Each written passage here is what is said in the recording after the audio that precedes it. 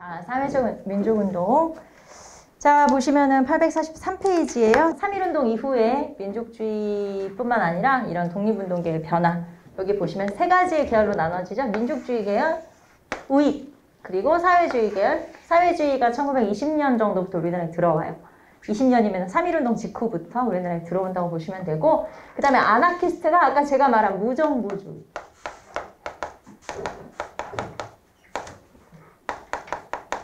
그래서 이렇게. 근데 아나키스트는 이제 거의 없어졌다고 보시면 되고요. 민족주의와 사회주의로 이렇게 나눠지게 되고, 민족주의라는 건 말 그대로 자본주의 국가를 건설하는 걸 목표로 하는 거고, 그 다음에 사회주의 계열은 노동자, 농민 중심의 국가를 형성하는 거죠. 사회주의라는 건 여러분 부르주아 들어봤죠? 부르주아. 프롤레타리아 들어봤어요? 프롤레타리아? 그거는 이제 이런 거예요. 금방 제가 말한 부르주아는 유산계급. 재산이 있어. 쉽게 말하면. 그리고 제가 말한 프롤레타리아는 무산계급. 뭐겠어? 재산이 없다는 얘기죠. 가난한 노동자나 농민 출신이라는 거고, 사회주의라고 하는 건 이 무산계급이 혁명을 일으켜서. 왜냐면 제가 전에 한번 우리 그런 얘기 한 적 있었잖아요. 우리가 지금부터 돈을 열심히 벌어가지고 한 2년 뒤에 100억짜리 건물을 살 순 없잖아요. 그쵸? 솔직히 말하면 없잖아. 그거 불가능하잖아. 그런 것처럼 유산계급에 무산계급이 이렇게 대립을 하게 되는데, 이 무산계급이 못 사는 건 이 사람들이 일을 열심히 안 해서가 아니잖아요. 일을 열심히 해도 구조 자체가 그렇게 된 거니까. 그럼 결국에는 우리가 열심히 일을 해서 돈을 많이 벌어서 유산계급이 되자, 이건 불가능하기 때문에 결국에는 혁명을 일으켜야 된다 이거예요. 세상을 뒤집어야 된다 이거죠. 쉽게 말하면. 그래서 요 무산계급 중심의 나라를 세우자가 사회주의라고 생각하시면 돼요. 이론은 그래. 하지만 이제 나중에 사회주의는, 지금 현재 사회주의는 없잖아요. 거의 남아있지 않잖아요. 공산주의 국가는. 왜냐하면 결국에는 그게 독재 정치로 흘러가 버리기 때문에 결국에는 이제 체제 자체가 또는 이 이념 자체가 사실은 실패한 거죠. 실패하고 그거에 약간 아류격에 해당하는 사회주의가, 예를 들면 뭐 지금도 뭐 중국은 약간 사회주의잖아요. 그러니까 그런 게 조금 남아있는 거지, 사실은 그 원래 우리가 알고 있는 그 공산주의, 사회주의의 어떤 핵심 국가는 이제 소련이란 나라가 사라져버렸기 때문에 사실은 그 체제 자체는 실패했다고 보시면 되는 거예요. 그런데 어쨌든 이때는 이 사회주의 국가를 만들자라고 하는 게 사회주의 운동이다. 그런데 이제 우리나라 사회주의 같은 경우는 여기에 플러스 독립운동까지 같이 하는 거죠. 그러니까 이런 나라를 만들 건데 일단 그 전에 독립을 해야 이런 나라를 만들든 말든 할 거 아니야. 그래서 일단은 독립운동, 민족운동.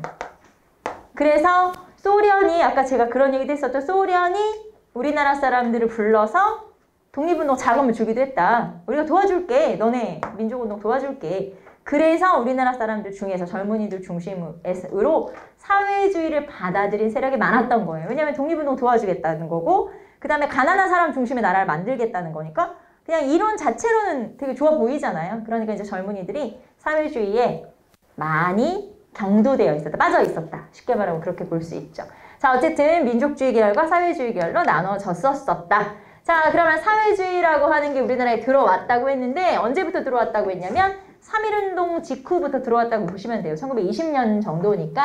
자, 그리고 특히 레닌이, 사회주의의 대표적인 인물이 레닌인데, 레닌이 약소민족의 독립운동, 즉 독립운동을 도와주겠다고 했기 때문에 더 사회주의를 우리나라 사람들이 많이 받아들였다라고 하는 거고, 자, 그래서 사회주의가 우리나라에 들어와서 이제 단체들이 만들어지는데, 가장 대표적인 단체는 이거겠죠? 조선공산당. 그래서 1925년에 조선공산당이라는 단체가 만들어지는데, 사실은 조선공산당은 1차 조선공산당, 2차 조선공산당, 3차 막 이렇게 쭉 가요. 왜냐면 만들어졌다가 탄압을 받으니까 해체되고, 만들어졌다 다시 생기고, 만들어졌다 다시 생기고 했기 때문에, 그래서 이제 우리는 그냥 시작한 연도만 기억하는 거야. 1925년에 생겼구나.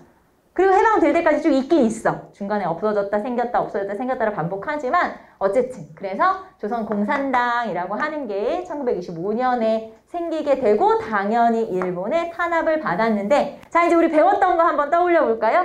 자, 이 사회주의를 탄압하기 위해서 일제가 만든 법이 있었는데 그게 바로 치안유지법.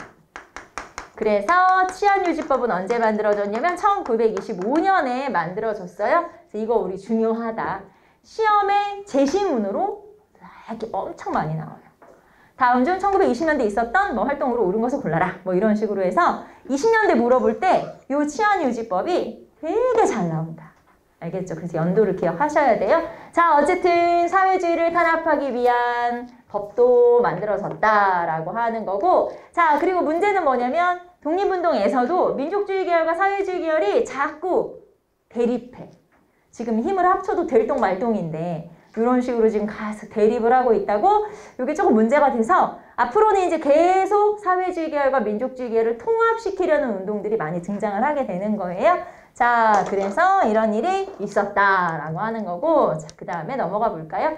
자, 그러면 우리는 이제 사회주의의 영향을 받은 운동들이에요, 이게. 자, 사회주의의 영향을 받은 운동들이라는 건 일단 기본적으로 사회주의는 노동자, 농민, 그리고 또 하층민, 소외받은 계층 이런 사람들 중심의 운동들에 영향을 많이 준 거예요. 그러다 보니까 자, 사회주의 운동에 영향을 받은 그런 운동들은 청년운동, 여성운동, 소년운동. 여기서 소년은 소녀 할 때 그 소년 아니고 그냥 어린이라는 뜻이에요. 여기서는 어린이.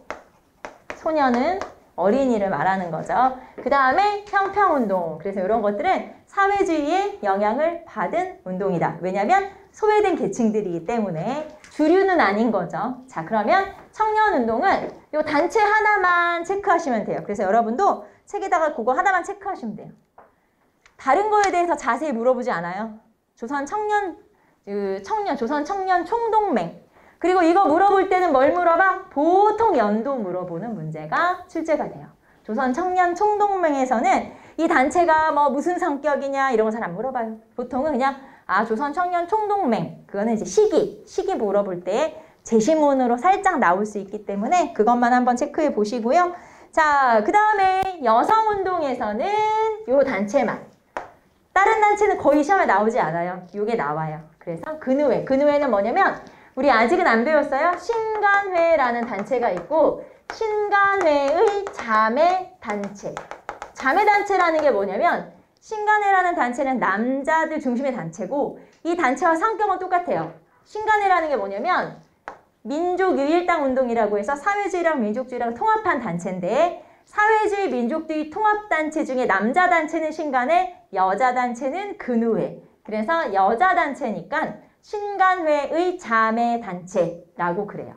신간회의 자매단체. 보통은 여성운동 물어볼 때는 제시문에 거의 근우회 물어보는 경우가 많아요. 알겠죠? 여성운동 물어본다? 그럼 근우회겠구나. 이렇게 생각하시면 되고요. 자, 그 다음에 소년운동. 우리 어린이 하면 떠오르는 사람, 그 사람이 누구? 방정환. 많이 들어봐서 알잖아요, 우리. 그래서 방정환 중심입니다.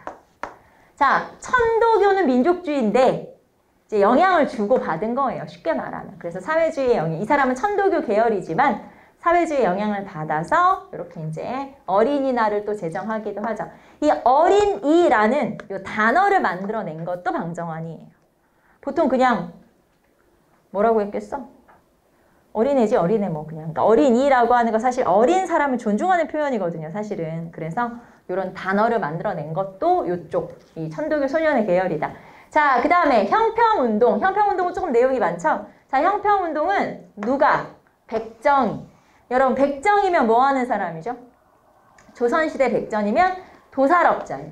소잡고 돼지 잡는 도살업자라고 했고 이 사람들은 조선시대의 계급 중에서 천민이긴 천민이지만 일반 노비보다도 더 천대를 받았던 천민이라고 했어요. 그러니까 천민 중에 최하층 천민이라고 생각하시면 되고 그 사람들이 자 여러분 이거 먼저 우리 체크해 볼까요? 신분제도가 없어진 건 언제? 신분제도가 완전 사라진 건 1차 하부개혁 때 신분제도가 완전 사라졌어요. 공사 노비제까지 다 없어졌어. 그러면 이미 신분제도가 사라진 건 1차 하부개혁이니까 1894년에 이미 사라졌는데 신분제도가 사라졌음에도 불구하고 그래서 다른 사람들은 호적에다가 적을 때 신분을 적지 않고 전부 다 직업을 적어요.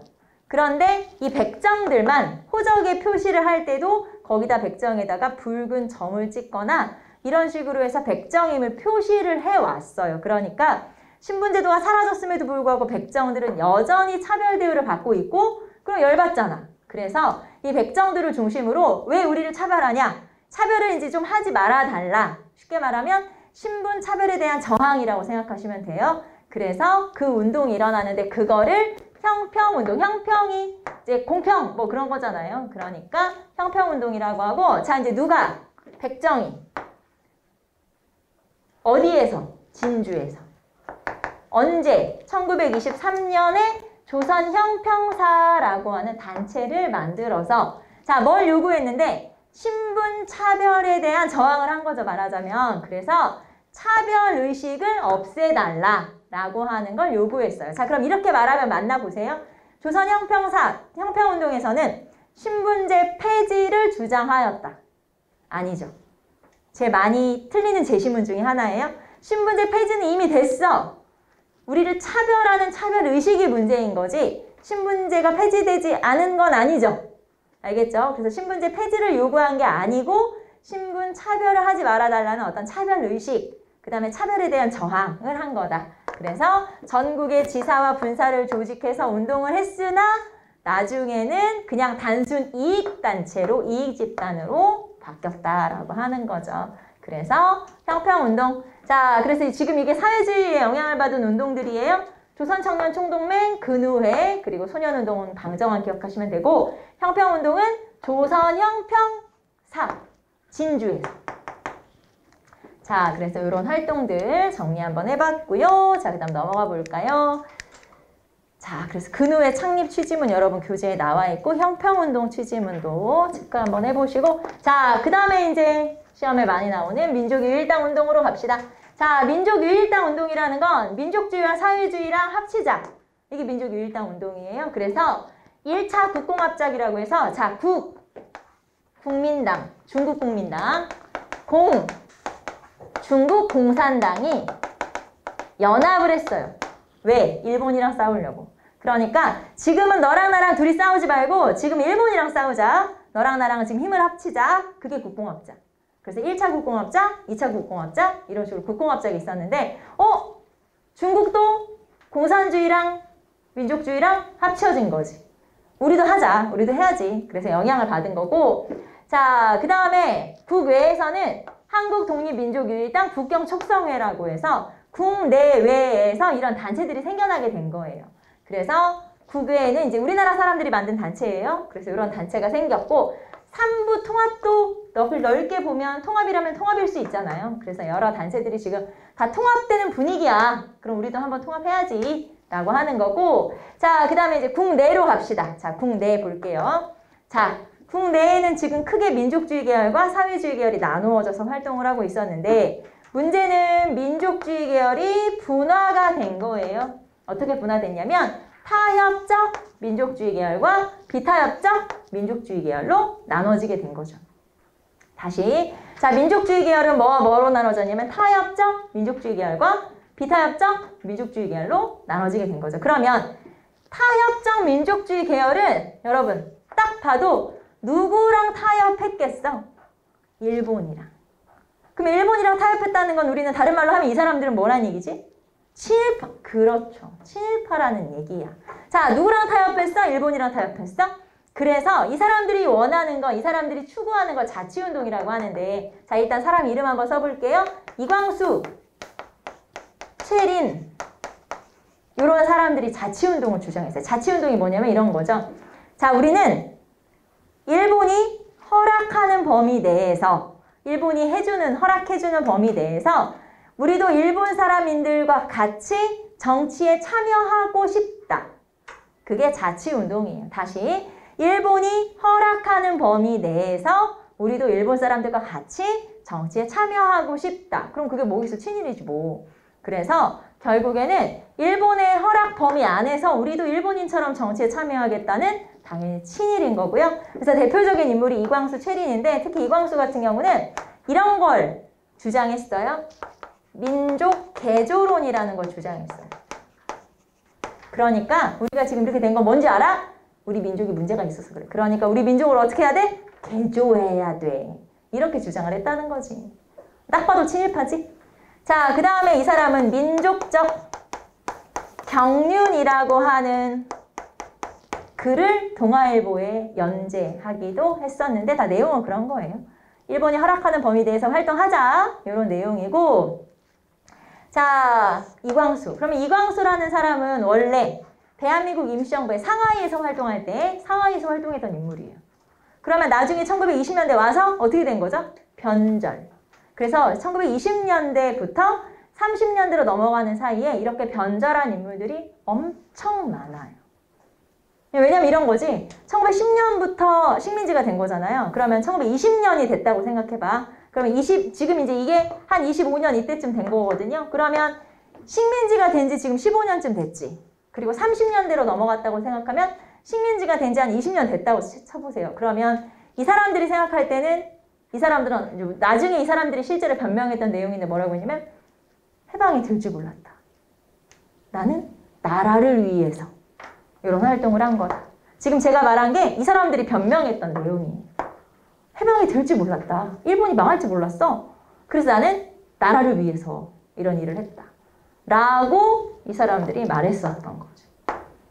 그러니까 이제 식민지가 길어지니까 이 사람들은 이제 이런 식의 변절을 하게 된 거고 특히 우리나라 사람들은 20년대부터 30년대 넘어가는 그 시기에 변절한 인물들이 엄청 많아지게 돼요. 이 사람들도 다 그때 변절했던 인물이고 이 사람들이 타협적 민족주의 계열이고 자치운동이고 그러면 이 사람들 빼고 진짜 독립운동가들은 누구냐면 이 사람들이죠. 비타협적 민족주의 계열. 자, 그 다음에 사회주의 계열은 아까 우리 조선공산당 얘기도 했지만 계속 탄압을 받아오고 있었고 이 사회주의를 탄압하기 위해서 만든 법이 뭐였어요?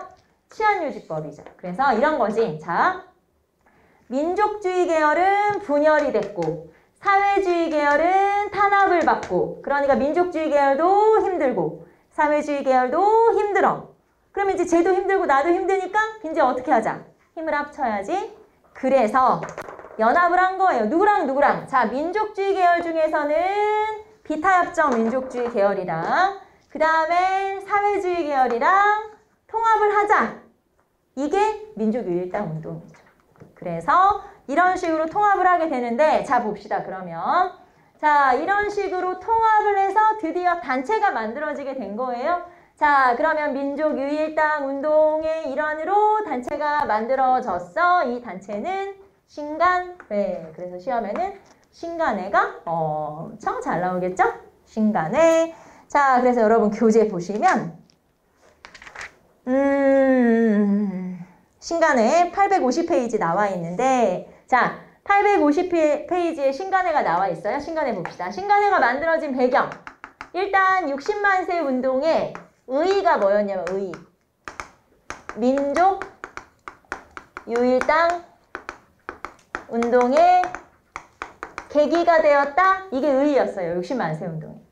60만 세 운동 같은 경우는 학생과 사회주의 계열이 따로따로 준비를 하고 있었고 이 중에서 사회주의 계열이 발각이 됐어요. 그리고 학생 중심으로 순종 황제의 장례 행렬을 따라가면서 만세운동을 한 거예요. 그게 60만세 운동인데 그때 사회주의 계열은 민족주의 계열인 천도교의 지원을 받아서 60만세 운동을 준비하고 있었고 물론 발각돼서 못했지만 그래서 사회주의 계열과 민족주의 계열이 같이 활동을 해본 거예요.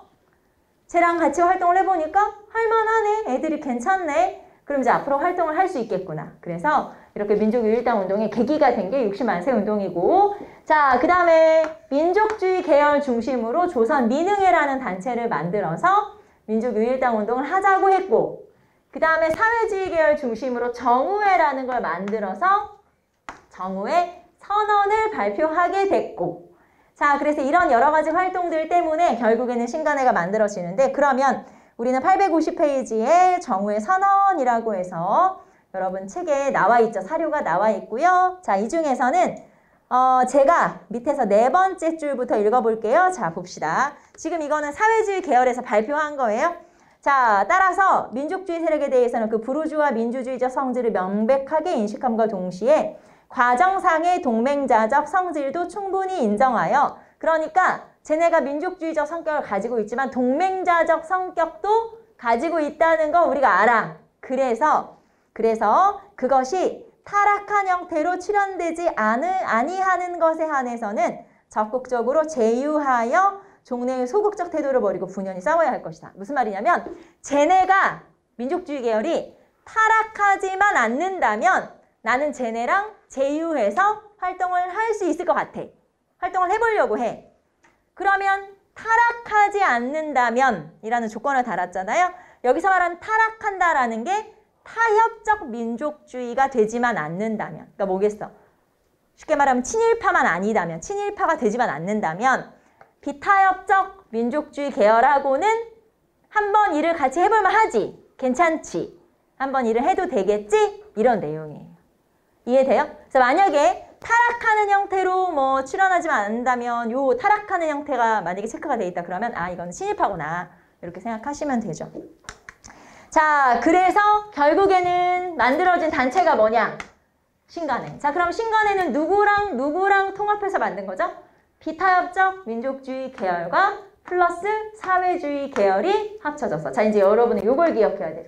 타협적 아니고 비타협적 계열, 비타협적 민족주의 계열과 사회주의 계열이 통합해서 만들었지? 네, 통합해서 만들었지. 자, 그래서 회장은 이상재. 이상재는 민족주의 계열이고요. 홍명희는 사회주의 계열이에요. 그래서 사회주의 계열과 민족주의 계열이 이제 반반씩 이렇게 말하자면 통합이 된 거고. 자, 그 다음에 강령. 자, 시험에는 이게 나와요. 강령을 제시하고 다음 강령을 가진 또는 관련된 단체의 활동으로 옳은 것은 뭐냐. 이런 식의 문제가 많이 나와서 여러분 강령을 좀 알아두시면 되겠죠? 여러분 교재 851페이지에 저는 지금 이제 이렇게 써있지만 여러분 교재에는 문장으로 나와있죠. 문장 한번 보세요. 자, 1. 우리는 정치적, 경제적 각성을 촉구한다. 2. 민족의 단결을 공고히 한다. 3. 우리는 기회주의를 일제 배격한다. 자, 그럼 여기서 말하는 기회주의는 친일파. 그치. 타협적 민족주의 계열. 그러겠죠? 그래서 기회주의는 친일파구나. 오케이. 그래서 이렇게 딱 요 문장을 딱 제시하고 다음과 관련된 단체에 관해서 골라라. 이런 식의 문제가 출제가 잘 돼요. 그러니까 신간회에서는 뭘 알아야 돼? 강령. 알겠죠? 강령. 자, 그 다음에 활동으로 넘어갈게요. 자, 순회 강연. 그리고 신간회라는 단체는 최대 규모의, 뒤에 의의가 나올 거니까 최대 규모의 합법적 단체예요. 자, 지금까지 우리는 막 몰래 활동하지 않았어? 비밀 결사로? 이거는 비밀 결사 아니에요. 그러면 합법적이라는 건 뭐야? 일본이 만들라고 허락을 했다는 거야? 네, 허락을 한 단체예요. 그래서 일본도 알아. 저기 독립운동가들이 모여있네? 알아. 근데 만들었어. 허락을 해줬어.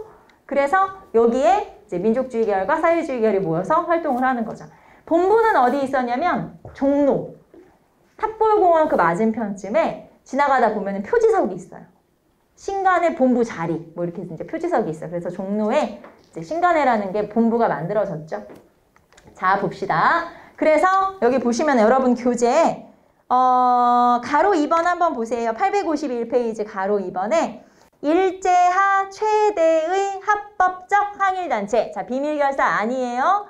일본이 만들라고 해서 만들었어. 최대의 합법적 항일단체고, 자, 전국에 2만에서 4만의 회원을 확보하고 전국 144개의 지부를 가진 이런 최대 규모의 일제시대의 합법적 기구. 그게 바로 신간회.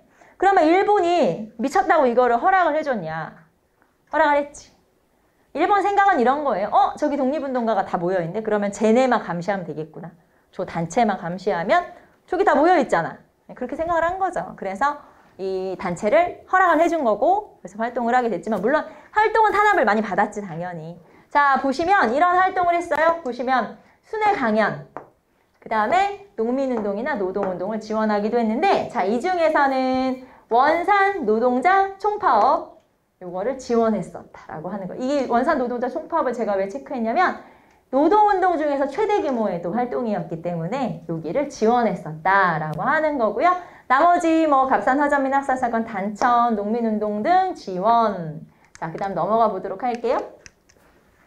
그 다음에 또 활동 중에서 여러분이 기억하실 거는 이거예요. 광주 학생 항일운동을 지원했었다. 여기 시험에는 잘 나오죠. 자, 광주 학생 항일운동이 언제 있었냐면 1929년. 신간회가 언제 있었냐면 1927년에서 1931년. 그러니까 신간회가 있었던 중간에 광주학생항일운동이 있었죠. 당연히 지원했지. 그래서 광주학생항일운동이 있었을 때 광주 지역에 지부가 있었으니까 그 지부에서 학생들, 잡혀있는 학생들이 있었잖아요. 그 잡혀있는 학생들을 지원하기도 하고 진상조사단을 파견하기도 하고 신간에도 이거를 기회로 전국으로 확대를 시키려고 만세운동으로 확대를 시키기 위한 노력을 하게 되고 뿐만 아니라 민중대회 개최 시도. 자, 민중대회를 개최해서 전국적인 만세운동으로 이끌어 보려고 했었죠. 그런데 이제 여기서 시도로 끝났다는 건 결론은 그치, 실패했다는 얘기죠. 그래서 민중대회 개최했음 하면 틀려요. 민중대회 개최 시도. 시도는 실패했다는 뜻이지 뭐.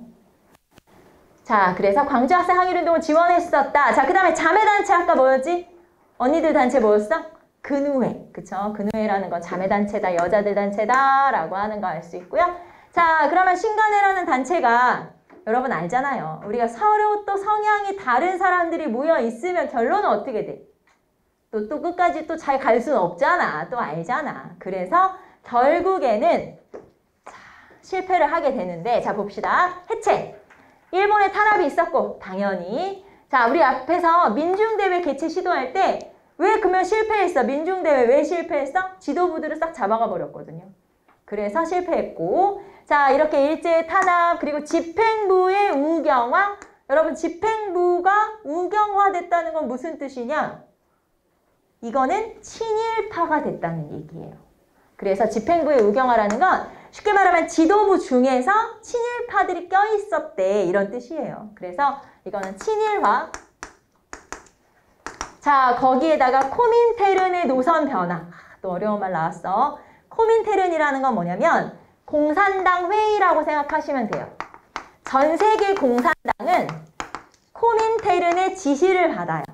전 세계 공산당은 하나의 단체에서 지휘를 다 받는데 코민테른에서 신간회를 만들 때의 노선은 뭐였냐면 민족주의 계열과 타협을 시도해라. 이게 노선이었어요.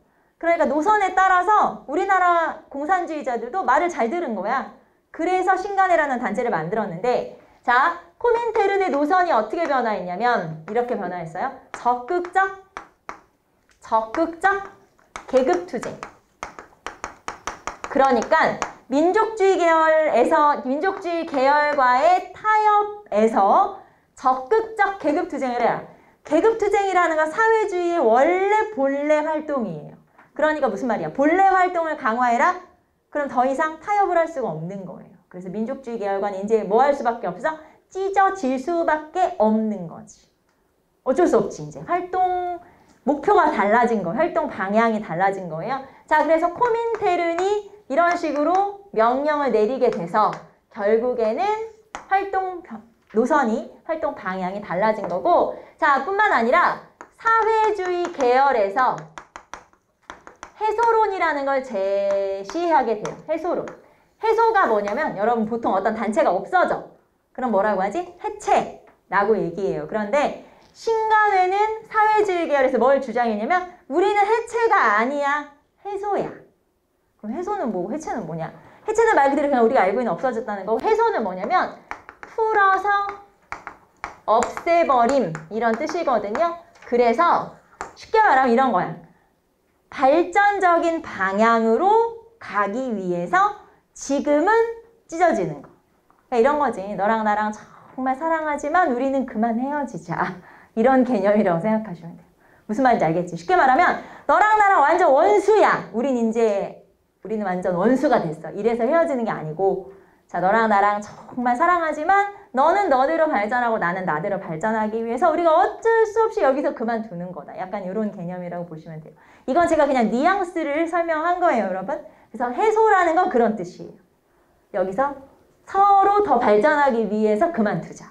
그게 해소. 그래서 해소라는 표현이 나오면 자 지금까지 우리가 배웠던 지금 우리 한국사 공부하면서 우리가 지금까지 배웠던 어떤 단체에서도 해소라는 표현은 없어. 그러면 해소라는 말이 나오면 뭐지? 신간회. 알겠죠? 신간회에서만 해소라는 말이 나와요. 문제를 풀고 있어. 해소라는 말이 나왔어. 신간회구나. 이렇게 생각하시면 돼요. 이해되죠? 이런 것들을 잘 여러분이 알고 있으면 문제를 풀기가 훨씬 쉬워. 왜냐면 여기만 나오는 표현들이 있잖아요. 해소도 마찬가지예요. 그래서 신간해에서만 나오는 거구나. 이렇게 보시면 되겠죠. 자, 어쨌든 신간해라고 하는 건 일제시대 최대 규모의 민족운동이라는 거, 민족운동 단체라는 게 이제 그게 의의가 되겠죠. 그래서 최초의 민족협동 전선이면서 최대의 합법적 항일운동. 비밀결사 아니랬어요? 합법적 항일운동이다 라는 거. 항일운동 단체다 라고 하는 거 알 수가 있죠. 자, 그 다음에 여러분 넘겨서 853페이지 가봅시다. 자, 그 다음에 이제 국외 이주 동포의 활동과 실현. 우리가 이미 만주 지역에 대한 내용을 다 배웠기 때문에 우리는 여기서 이제 체크만 하고 넘어가면 되는 거예요. 자, 간도 참변. 자, 간도 참변 직전에 있었던 사건이 뭐예요? 뭐 때문에 간도 참변으로 우리가 보복을 당한 거냐면 이거에 그 전에 있었던 건 청산리 대첩. 그쵸? 청산리 대첩에 대한 보복으로 간도 참변이 있었던 거고, 간도 참변 아까 제가 이제 간도 지역의 주민들을 학살했다고 했는데 한 10월, 11월, 한 1월 정도, 한 3개월 동안에 3,000명의 이상의 동포들을 죽인 거예요. 그래서 여기서 엄청나게. 이제 쉽게 말하면 집계된 것만 3,000명이지 뭐 다 이제 사망한 사람들까지 합치면 더 많겠죠. 그래서 요 지역에서 있었고, 자, 그 다음에 미스야 협정이라고 하는 거 시기 기억했다고 했죠. 미스야 협정 같은 경우는 어떤 사건 이후에 있었냐면 3부 성립. 자, 3부가 성립된 게 1923에서 25. 그래서 요 3부가 만들어지자 미스야 협정이 체결된 거고요. 자, 그래서 이제 이런 사건들이 실현이라고 볼 수 있고, 당연히 항일투쟁의 근거지면서 독립군 활동에 지원이 있었다. 이제 주민들이 독립군을 지원해 준 거죠.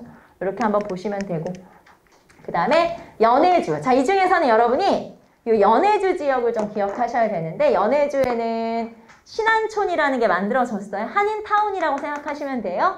자, 그리고 대한광복군정부나 대한국민회의 다 우리 배웠던 거니까. 자, 그 다음에 자유시 참변이라고 해서 소련으로 들어갔다가 당하고 나왔지.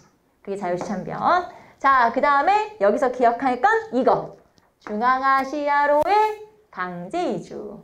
중앙아시아로의 강제 이주. 이거 기억하시면 돼요. 뭘 기억해야 되냐면 연도를 기억하시면 돼요. 자, 그럼 봅시다. 연해주에 살고 있는 동포들을 갑자기 어느 날 모이라고 했어요. 광장이나 뭐 이런 데로 모여라. 짐 싸가지고 모여라.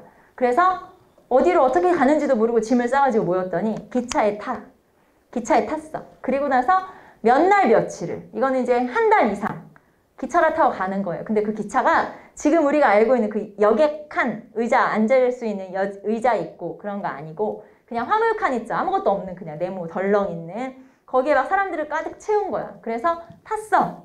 어디로 가는지도 알려주지도 않아. 그냥 기차를 타고 무조건 가는데 거기 뭐 화장실이 있어, 먹을 게 있어, 뭐가 있어. 그러니까 심지어는 이건 진짜 그냥 농담 반 진담 반 제가 얘기하는 건데, 심지어는 어떤 사람 중에서는 이제 막 가족들끼리 같이 탔으면 이제 막 소변이고 대변이고 막 참는 사람들이 있을 수 있잖아요. 그 참으면 안 되는 거 알지? 독이 된다고 막 하잖아, 어른들이. 그런 거 참으면 안 된다.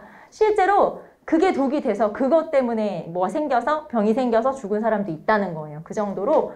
그리고 이제 막 거기에 막 오물 같은 거 쌓이고 그러면은 이제 그런 데서 가장 먼저 또 사망하는 사람들이 노약자, 노인이나 어린이들부터 시작을 하죠. 그래서 전염병이 생기고 노약자들이 죽고 그런 식으로 해서 한 달을 갔다고 생각해봐. 그리고 이제 중간중간에 기차가 서. 근데 기차역이 아닌데 그냥 쓰는 거예요. 벌판에.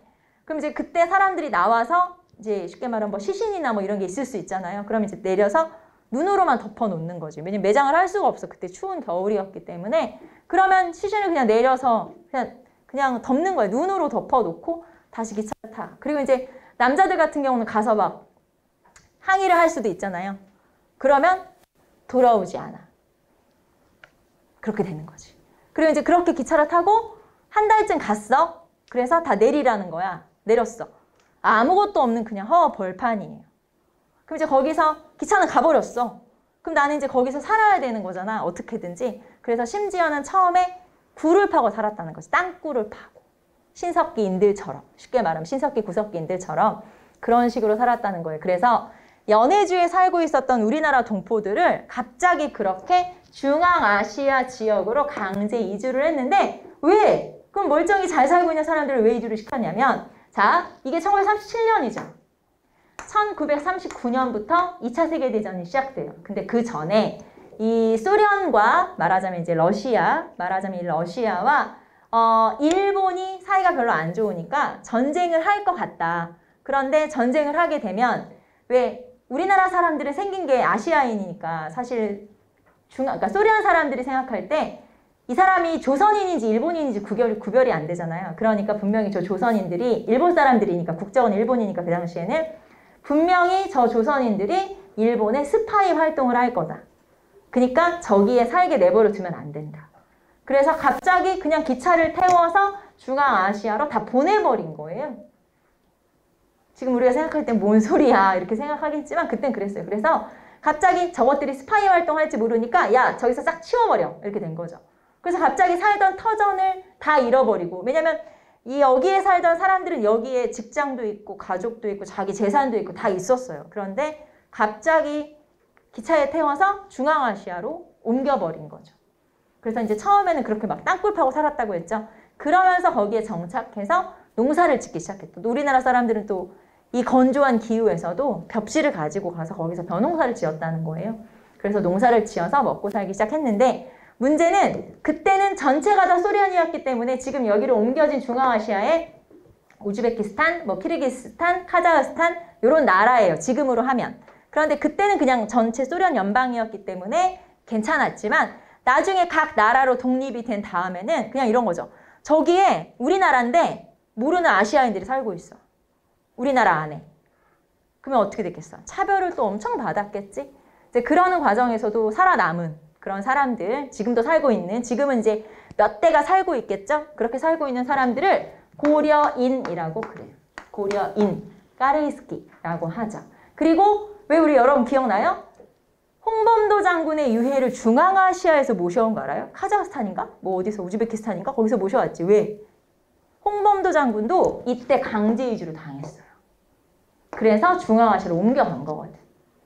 그래서 이거는 그냥 에피소드인데 어떤 일이 있었냐면 이 홍범도 장군이 거기에 이제 극장, 말하자면 이제 공연장 같은 극장에 수의였대요. 수의. 왜냐면 이제 나이도 많고 하니까 가족도 없고 자식도 없고 하니까 그냥 거기 이제 수의를 하면서 살았는데 그 시기에 그 지역의 젊은 이제 우리나라 젊은 청년들이 그때 젊은이들이 거기에 독립운동에 관련된 무슨 연극 같은 거를 만드는 그런 걸 했었대 자기들이. 그래가지고 나이 많으신 분들한테 이제 쉽게 말하면 녹취록 같은 거를 받은 거야. 그래서 뭐 자기들이 겪은 독립운동 같은 거 녹취를 받은 거지. 그래서 이제 막 녹음도 하고 이렇게 기록도 하고 했는데 알고 보니까 저 사람이 우리가 그 익히 들어본 홍범도였던 거야. 그러니까 홍범도 장군이 거기까지 갔는지도 잘 몰랐었는데 나중에 이제 그 체록을 하고 하면서 그 사람이 홍범도였어? 그렇게 된 거예요. 그래서 홍범도 장군은 말년에 자기가 나오는 연극을 보면서 그 연극이 이제 이렇게 올라가고 그랬나 봐요. 이제 그런 걸 보면서 여생을 마쳤다는 그런 얘기가 전해지기도 하죠. 극장 수의로 결국에는 여생을 마쳤다고 하는데 그래도 홍범도 장군이 그나마 알려지게 된 건 그때 그런 젊은이들의 활동이 있었기 때문이고 왜냐면 우리가 청산리 대첩 하면은 무조건 김자진만 떠오르지 청산리 대첩에서도 홍범도가 참여했어? 이걸 잘 몰랐었거든. 근데 그 활동을 통해서 알게 된 거예요. 자, 어쨌든 여러분 사진의 854페이지 지도에 보시면은 자, 저기 연해주 블라디보스톡에서 저기 보시면은 타지키스탄, 키르기스스탄, 투르크메니스탄, 우즈베키스탄, 카자흐스탄 요 지역으로 지금 우리나라 동포들이 강제 이주 당한 거예요. 화살표 방향으로. 알겠죠? 자, 여기서 포인트는 두 가지예요. 어느 지역에 살던 동포들이 강제 이주 당했지? 연해주. 언제 강제 이주 당했지? 1937년. 포인트는 그 두 가지. 알겠죠? 시험에는 그 두 가지를 물어봐요. 시기랑 어느 지역이냐. 알겠죠? 강제 이주, 중앙아시아로 강제 이주 당한 건 연해주에 살고 있는 동포들이 37년에. 알겠죠? 요걸 기억하시면 되고요. 자, 그 다음에 일본 이주 동포 볼까요? 일본 이주 동포는 우리나라 젊은이들 중에서는 정치적으로 망명을 하거나 아니면 유학 간 사람들이 많았죠. 우리나라는 대학이 이제 좀 변변한 대학이 없었기 때문에 중국으로 가서 공부하는 사람들이 많았고 아니면 산업 노동자나 뭐 이제 이런 걸로 간 사람들이 있었는데 어떤 일이 있었냐면 1923년에 관동 대지진이라는 게 있었어요. 관동 대지진은 일본 도쿄, 그 지역이 관동 지역이에요. 그래서 도쿄를 중심으로 지진이 일어나게 된 거예요. 자, 그런데 여러분 지진이 일어났어. 이거랑 관동 대학살이랑 뭔 상관이냐? 무슨 일이 있었냐면 지진이 일어나면 왜 우리도 좀 그런 거 있지 않아요? 자연재해 같은 게 일어나면 또 지금 우리 이런 상황도 마찬가지고 정부에 대한 불만이 막 쌓이지 않아? 정부의 대응은 막 다 왜 저래? 막 이러면서 이제 정부에 대한 불만이 생기게 되고 그러다 보니까 일본 정부에서 그런 국민들의 불만을 다른 데 돌리기 위해서 소문을 내기 시작했는데 어떤 유언비어를 퍼뜨리기 시작했냐면 조선인이 일본인들을 죽이려고 우물에 독을 탄다. 조선인들이 막 일본 여자들을 막 어떻게 한다. 그러면서 막 그런 소문을 퍼뜨리기 시작한 거예요. 그러니까 일본 사람들이 그렇지 않아도 지진으로 막 지금 자연재해 때문에 힘든데 그렇지 않아도 조선인들도 꼴보기 싫었는데 그렇지 않아도 정부가 하는 일이 싫었는데 이제 그 모든 타겟이 다 누구한테 간 거예요? 조선인한테 간 거예요. 그래서 조선인들을 닥치는 대로 잡아 죽이기 시작했어요. 그래서 이 짧은 시기에 여기서 6천여 명의 한국인이, 조선인이 학살을 당한 사건이에요. 그게 바로 관동 대학살. 그러니까 지진이 일어난 것에 대한 어떤 국민적 불만을 조선인한테 뒤집어 씌운 거지. 소문을 막 내가지고. 그래서 그게 바로 관동 대학살이고 어떻게 그러면은 지나다니면 여러분 딱 보면 일본인, 조선인 구별이 잘 돼요? 얼굴만 봐서? 잘 안 되잖아. 그래서 어떻게 했냐면 조선인들을 구별하는 방법이 그런 게 있대요. 조선인들은 이 구강 구조상 어떤 일본의 발음이 있대. 무슨 숫자를 나타내는 발음인데 그거를 우리는 잘 못해. 우리는. 그래서 지나가는 사람한테 해보라고 하는 거야. 너 이거 말해봐. 그래야지 말이 좀 어눌하잖아? 그러면 너 조선인이지. 그러면서 죽였다는 거야. 그럼 이제 죽은 사람 중에 일본인도 있었겠지. 근데 어쨌든 이런 식으로 해서 조선인들을 거의 막 이잡듯이 잡아가지고 죽였다는 거지. 그래서 그 짧은 기간 동안에 6천 명 이상이 죽었다는 건 이건 학살이라고밖에 표현할 수 없죠. 그래서 관동 대학살이라고 하는 사건이 있었어요. 그래서 여러분 거기 보시면은 855페이지에 일본인들이 퍼뜨린 그 소문 이런 것들이 이제 언급이 되어 있고요. 자, 그 다음에 미주 동포 같은 경우는 여기 보시면 아까 하와이 사탕수수 농장으로 처음 이주했죠. 1902년부터 노동자들이 이민을 시작했다고 했고 자, 앞에서 제가 전명훈과 장인환의 의거를 계기로 해서 대한인 국민회라고 하는 단체가 이거 어디다 생겼냐면 샌프란시스코에. 샌프란시스코에다가 만들어지게 되고요. 자, 그 다음에 대조선 국민군단 이거 하와이에 만들어진 단체라고 했고 그 다음에 구미위원부 이승만이 임시정부의 대통령이었던 이승만이 주로 미국에서 활동할 때 구미위원부에서 활동했죠. 네, 활동했었죠. 그래서 이제 그런 것들 한번 체크해 보시고 자, 그 다음에 857페이지는 넘어갈게요. 네, 도시 이런 거는 한번 넘어가 보시고 거기 보시면 일본인 거리가 따로 있었고 그 다음에 조선인 거리가 따로 있었대요. 그래서 그런 내용들을 한번 읽어 보시고 그 다음에 한 장 넘겨서 858페이지 858페이지는 지금 여성 복장 이런 거 나와 있죠. 이런 거 한번 읽어보세요, 여러분이. 거기 보시면 1920년에서 30년대에 단발머리와 파마머리 이런 게 막 유행을 했었대. 그리고 왜 요즘 잡지 같은 거 보면은 왜 화장법, 옷 입는 법 이런 거 소개하잖아. 똑같아. 이 시대에도 그런 잡지가 있었어요. 그래서 그런 것들을 막 소개하고 그랬대. 자, 그리고 40년대는 아무래도 전쟁 준비하고 대비하던 시기 때문에 자, 40년대에는 옷 하나만 체크할게요. 몸빼. 여러분 몸빼 알아요? 몸빼? 몸빼를 우리나라 말로 표현하면 일바지라고 표현하고 그 다음에 여러분이 좀 더 알기 쉬운 걸로 하면은 지금의 이제 냉장고 바지 같은 그런 약간 실루엣이 약간 이렇게 펑퍼짐한 바지 있잖아요. 그런 게 몸빼. 그래서 이런 몸빼들을 입었었다라고 하는 거. 자, 그 다음에 식생활에서는 서양 음식이 소개됐다는 거, 그리고 식량 부족 현상 이런 거 나와 있고요. 자, 그 다음에 주거생활에서도 개량 한옥이었다가 문화주택이라고 해서 문화주택은 2층 양옥집, 좀 잘 사는 사람들 사는 동네. 그 다음에 영단주택이라고 하는 건 좀 서민들의 주택. 그 다음에 정말 가난한 사람들이 사는 집은 여러분 859페이지 사진을 보시면 맨 아래쪽 오른쪽에 토막집. 보여요? 토막집? 네, 요거는 집이라고 보기는 좀 그렇죠. 약간 뭐라고 해야 돼? 가마니 같은 걸로 이렇게 되게 얽히설키 지은? 사실 집이라고 하기는 좀 애매한 요런 게 이제 빈민들이 사는 집이라고 보시면 돼요. 토막집. 요 정도 한번 살펴보시고. 자, 그 다음에 861페이지로 넘어가서 경제적 민족운동으로 한번 넘어가 보도록 할게요.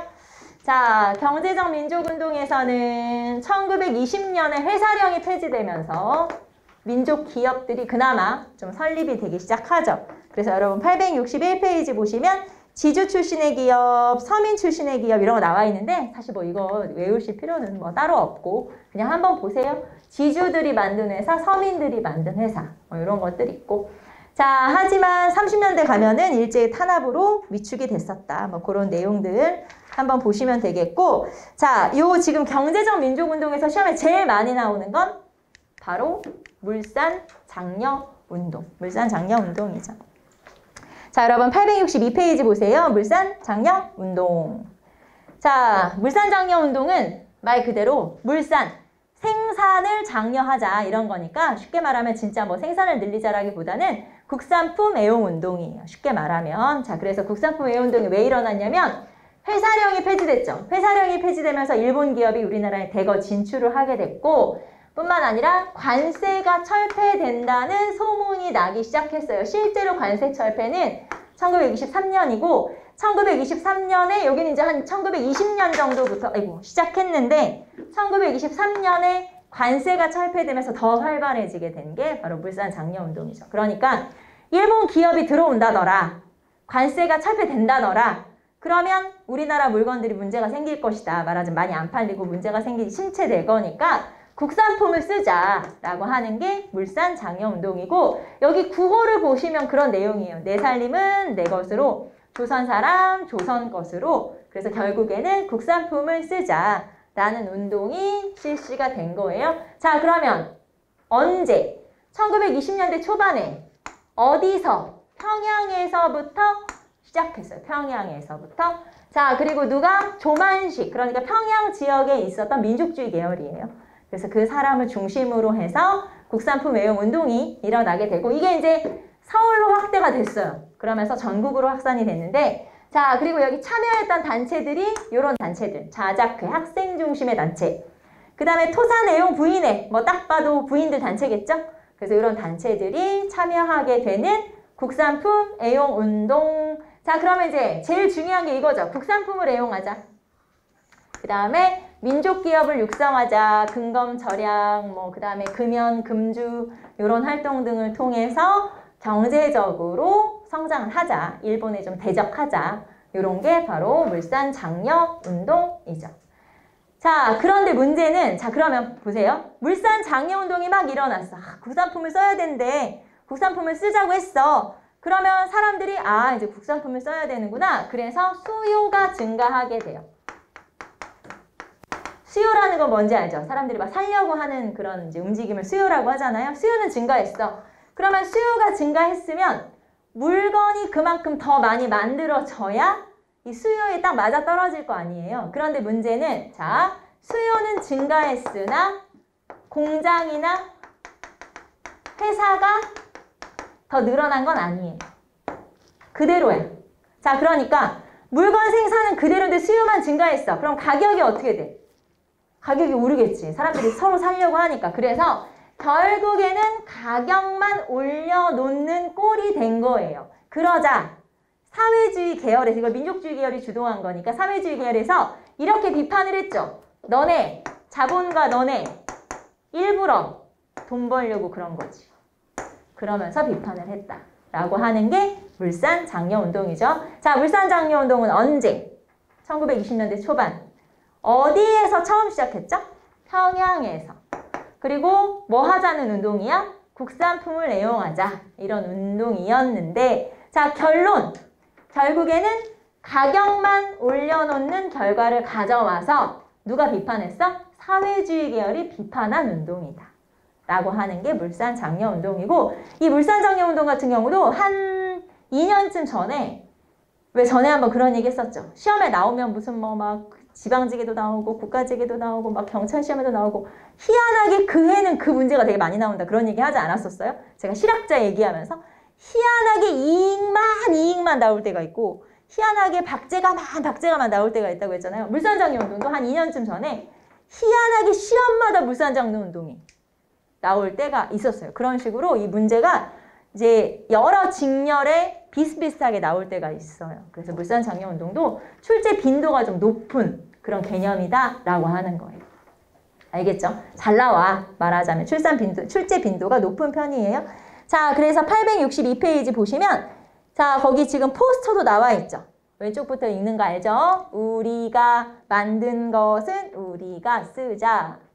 알겠죠? 왼쪽으로 읽어야 돼. 이렇게 나와 있죠. 한번 쭉 읽어보시고. 자, 그 다음에 여러분 862페이지에서 물산장려운동 취지서. 이거는 물산장려운동을 합시다. 이런 취지문이면 오른쪽에 보시면 사회주의 계열의 물산장려운동 비판한 지금 논설도 있어요. 비판한 글도 있어요.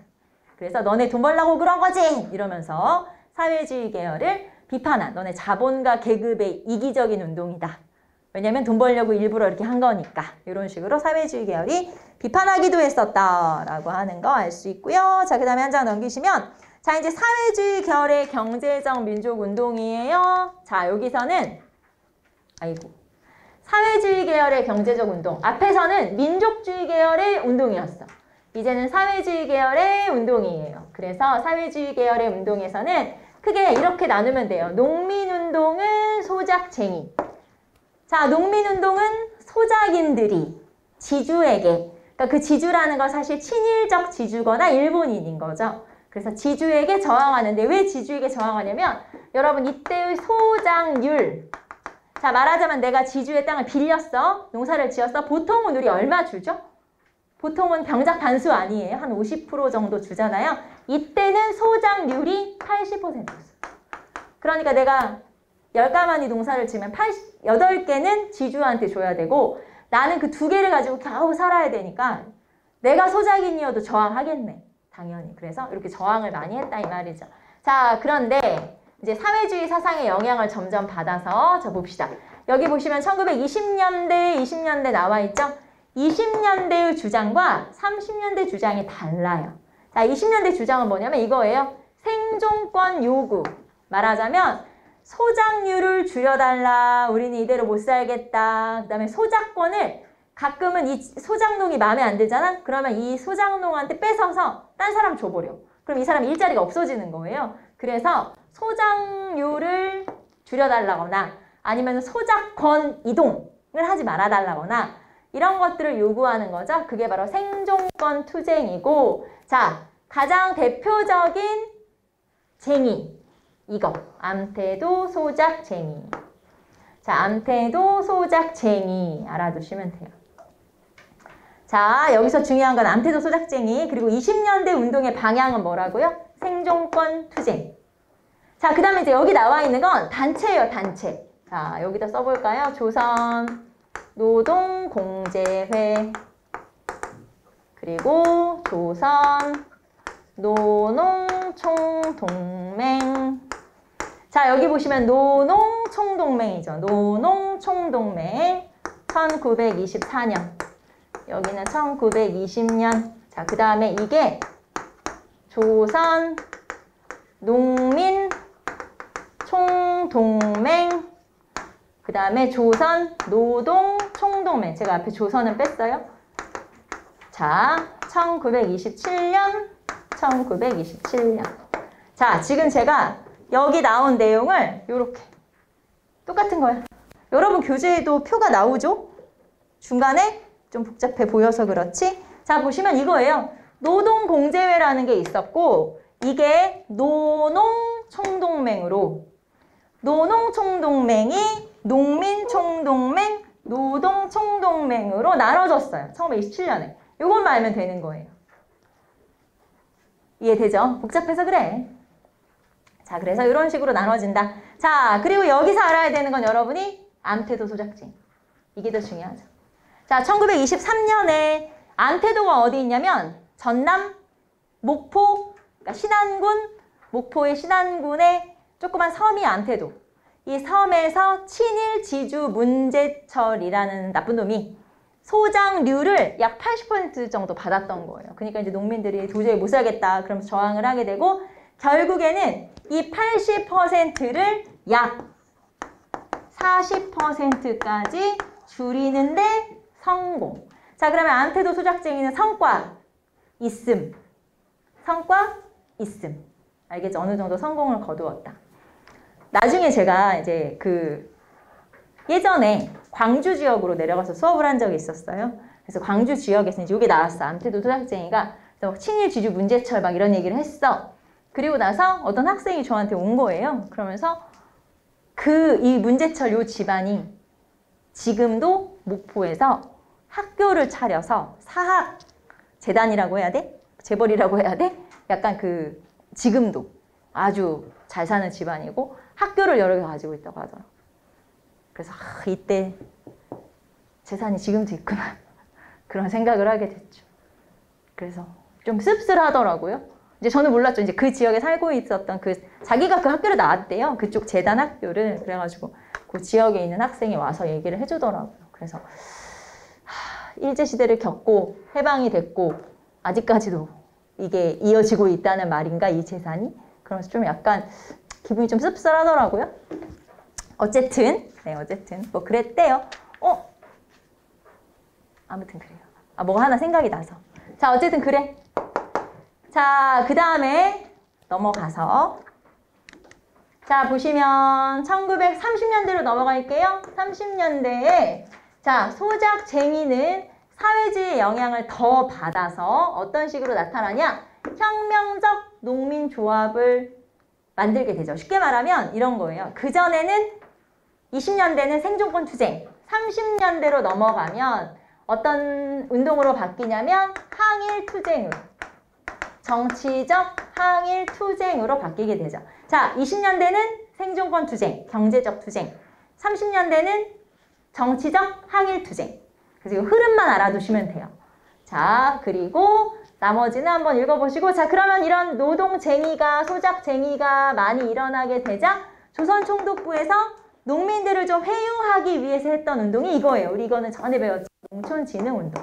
1932년부터 실시했던 농촌진흥운동이 있었다라고 하는 거고 이건 우리가 배웠던 거니까 넘어가고 자, 그리고 30년대로 넘어가면서 약화되는데 여러분 864페이지에 지도 아니고 이거 뭐라고 해야 돼? 그래프 한번 보세요.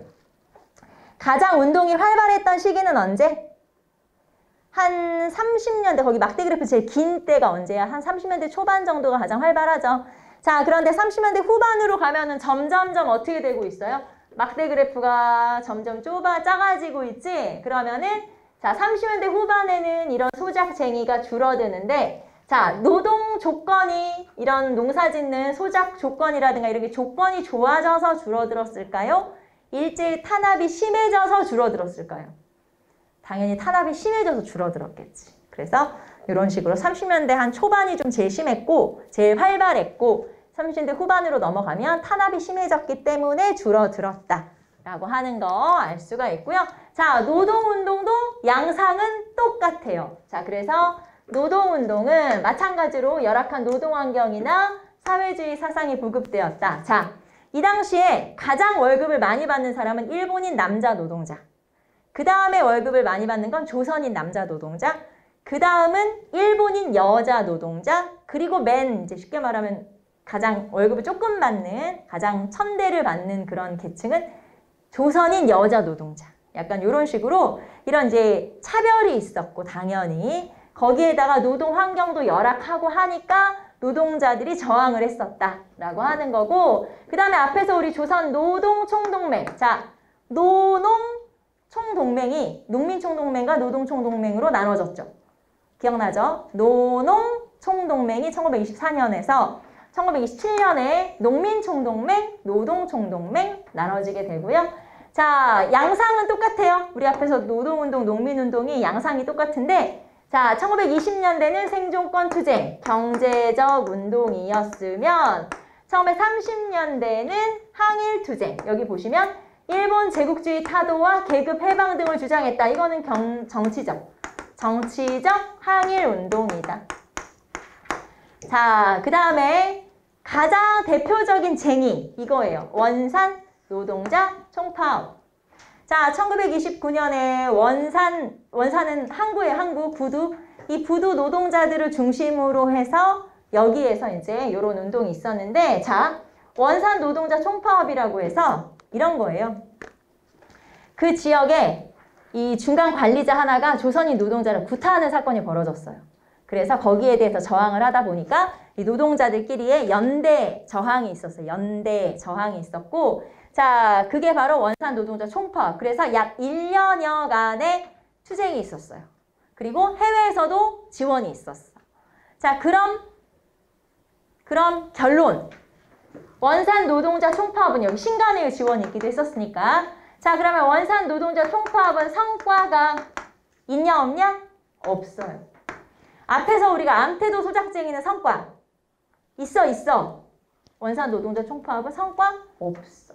그래서 그것도 좀 구별을 하셔야 돼요. 시험에는 성과 있었냐 없었냐 이것도 물어보기도 하니까. 그리고 가장 중요한 건 연도, 시기. 암태도 소작쟁이는 1923년이었고 그리고 원산 노동자 총파업은 1929년이었고 신간의 지원을 받았고. 그래서 그것도 알아두시고. 자, 양상은 똑같죠? 여기 보시면 농민운동과 노동운동의 양상의 공통점. 1920년대는 생존권 투쟁, 1930년대는 항일적 민족운동으로 이렇게 양상이 바뀌고 이제 30년대로 넘어오면서 사회주의 영향도 더 많이 받게 되죠.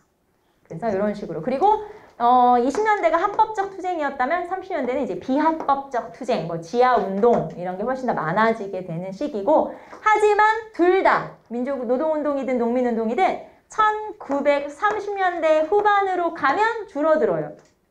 이거는 환경이나 조건이 좋아져서가 아니라 탄압이 심해서. 알겠죠? 그래서 양상이 똑같다라고 하는 것만 알아두시면 돼요. 자, 그래서 여기서는 원산 노동자 총파업 알아두시면 되겠죠? 자, 그 다음에 688페이지, 아니 868페이지. 제가 중간에 쉬려고 했는데 시간이 너무 애매해가지고 한 30분 더 하고 그냥 50분쯤 쉽시다. 죽을 것 같진 않지? 괜찮지? 죽을 것 같아? 안 돼. 어쩔 수 없어. 민족문화 수호운동 마무리해야 되기 때문에. 자, 868페이지 볼까요? 자, 민족문화 수호운동에서 이제 문화 파트, 네, 문화 파트의 운동이라고 보시면 되고요. 우리가 이제 경제 파트 했고, 그 다음에 문화 파트로 넘어갑시다. 자, 첫 번째 나오는 게 교육운동이에요. 교육운동에서는 여러분이 아마 표가 나와 있을 텐데, 870페이지로 넘겨보시면은, 자, 1차 조선교육령, 2차 조선교육령, 3차 조선교육령, 4차 조선교육령. 자, 1, 2, 3, 4 다 나와 있죠? 그래서 이렇게 비교하시면 되고, 한 장 앞으로 넘겨보시면 1차 조선교육령의 사료, 그리고 2차 조선교육령의 사료, 이렇게 사료들이 나와 있어요. 여러분은 사료랑 같이 비교하시면서 보시면 되고, 우리는 특징만 한번 간단하게 이제 체크하시면 되겠죠. 일단 중요한 건 연도예요. 자, 1차 조선교육령 1911년.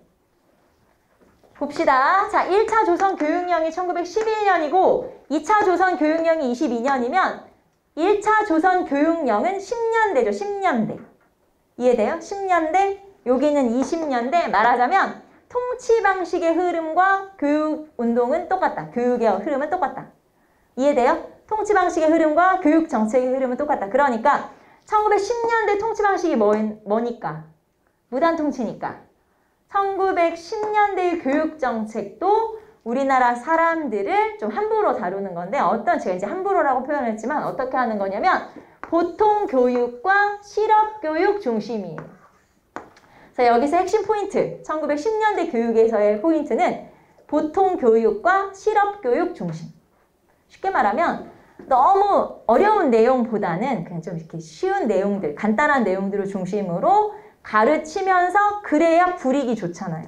쉽게 말하면 뭘 알아야 심부름도 시키잖아, 우리가. 그런 거랑 똑같은 거예요. 그래서 기초적이고 기본적인 교육만 시킨다. 그게 바로 보통교육과 실업교육이다. 이런 거죠. 그러니까 고등교육이나 뭐 이런 거 말고 이런 보통교육과 실업교육 중심이다. 라고 하는 거고, 우리나라의 교육 기회는 축소하고요. 우리나라의 수업 연한, 그러니까 학교에 그 학제가 있잖아요. 뭐 우리 이제 초등학교 6학년, 뭐 중학교 3학년 이런 것처럼. 그래서 그 학제도 줄이게 돼요. 6년에서 뭐 4년, 5년 이런 식으로 축소를 하게 되죠. 자, 이런 식으로 교육기회 축소, 거기다가 보통교육, 실업교육 중심이 10년 되면 자, 20년대로 넘어가면 20년대 무슨 통치? 문화통치. 그러니까 교육에 있어서도 훨씬 풀어주는 거야. 여기 이런 여러 가지를 쉽게 말하면 해줄게. 그래서 여기서 보시면 2차 조선교육령 1922년이잖아요. 그래서 문화통치와 딱 맞는 그 시기가 딱 맞아 떨어지면서 이때는 이런 식의 자, 대학교육도 허용해줄게. 조선어를 필수 과목으로 할게. 공학교육을 표방했잖아요. 공학교육이 뭐냐면 일본인과 조선인은 같은 교육을 받게 해줄게. 그러니까 왜 20년대 통치 방식이 문화통치가 이런 거잖아요. 이것도 해줄게, 저것도 해줄게 이런 것처럼 교육도 마찬가지예요. 그래서 특히 여기에서 여러분이 알아두셔야 되는 건 이거 대학교육을 허용해줄게 이거예요. 대학교육을 허용해줄게. 자, 그리고 공학교육이라는 건 일본인과 같은 교육을 시켜줄게. 그리고 여기는 지금 제가 따로 표시 안 했지만 수업 연한도 4년에서 5년, 4, 5년에서 6년으로 늘리게 돼요. 쉽게 말하면 초등학교가 4년이나 5년으로 줄었는데 그게 다시 6년으로 이런 식으로 수업 연한도 확대를 시키게 되고요. 자, 그럼 이제 문제는 이거랬죠. 대학교육 허용. 자, 대학교육을 시켜줄게. 그런데 대학이 없었어요. 뭔 소리야. 대학교육을 시켜주겠다고 했어. 근데 대학은 없어. 안 만들어줘.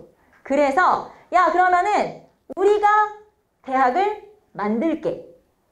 그게 밀립대학 설립운동이에요. 그래서 밀립대학 설립운동이 벌어지게 돼요. 1922년 정도에. 자, 밀립대학 설립운동 뭐야? 밀립, 사립 대학을 우리 손으로 만들게. 자, 그러면 여러분 대학을 만들려면 뭐가 있어야 되지? 제일 필요한 게 뭘까요? 돈. 그렇죠. 대학을 만들려면 뭐가 있어야 돼? 돈이 있어야지. 제일 필요한 건 돈이야. 그래서 자, 이 당시에 밀립대학 설립운동에서 모금운동을 전개하는데 이 모금운동에 구호가 있어요. 한민족 1천만 한 사람 1원씩. 이게 구호예요. 그러니까 결국엔 얼마 모으자? 1,000만 원 모으자. 1,000만 원 모금운동을 전개하게 된 거예요. 이해돼요? 자, 밀립대학 설립운동은 밀립, 사립대학을 우리 손으로 만들자. 그러면 이러려면 돈이 필요하다. 그래서 한민족 1천만 한 사람 1원씩 내자는 모금운동을 전개하게 돼요. 실제로 이 당시에 우리나라 인구가 1,000만이 아니었고 물론 2,000만이 넘었지만 왜 어른 이런 사람 다 빼고 그 어린이 이런 다 빼고 한 1,000명 정도, 1,000만 명 정도가 1원씩 내면 되지 않을까? 이렇게 생각을 한 거지. 그래서 1,000만 원 모금운동을 전개했는데 자, 그러면 이 밀립대학 설립운동은 뭐 우리 결과는 뻔하잖아요. 성공일까요? 실패일까요? 실패겠지? 왜? 일본이 방해해서. 당연하지. 일본이 방해해서. 결국에는 실패했어? 자, 그러면 밀립대학 설립운동을 그렇게 못하게 하더니 그럼 대학도 안 만들어주고 그럼 우리나라 어떻게 하라는 거냐. 그래서 대학을 하나 만들어줬어요. 일본이 드디어. 그게 경성제국대학이 지금 서울대학교의 전신이라고 생각하시면 돼요. 그게 경성제국대학이고 왜 우리 서울에 대학로 있잖아요. 대학로에 뭐가 있었겠어? 대학이 있었겠지. 지금은 이제 공연장이 많이 있지만 아니 대학로가 왜 대학로겠어? 거기에 대학이 있었겠지? 거기에 쉽게 말하면 서울대학이 있었으니까. 그래서 이게 이제 나중에 서울대학이 된 거고 그렇게 이제 대학로까지 가게 된 거죠. 자, 어쨌든 뭐 봅시다. 그러면은 경성제국대학은 또 언제 만들어줬냐? 1924년에 만들어줬는데 이게 우리가 원하는 그런 대학이야? 조금 막 수준 높고 막 서울대학교 같은 막 그런 대학이야? 아니라는 거죠.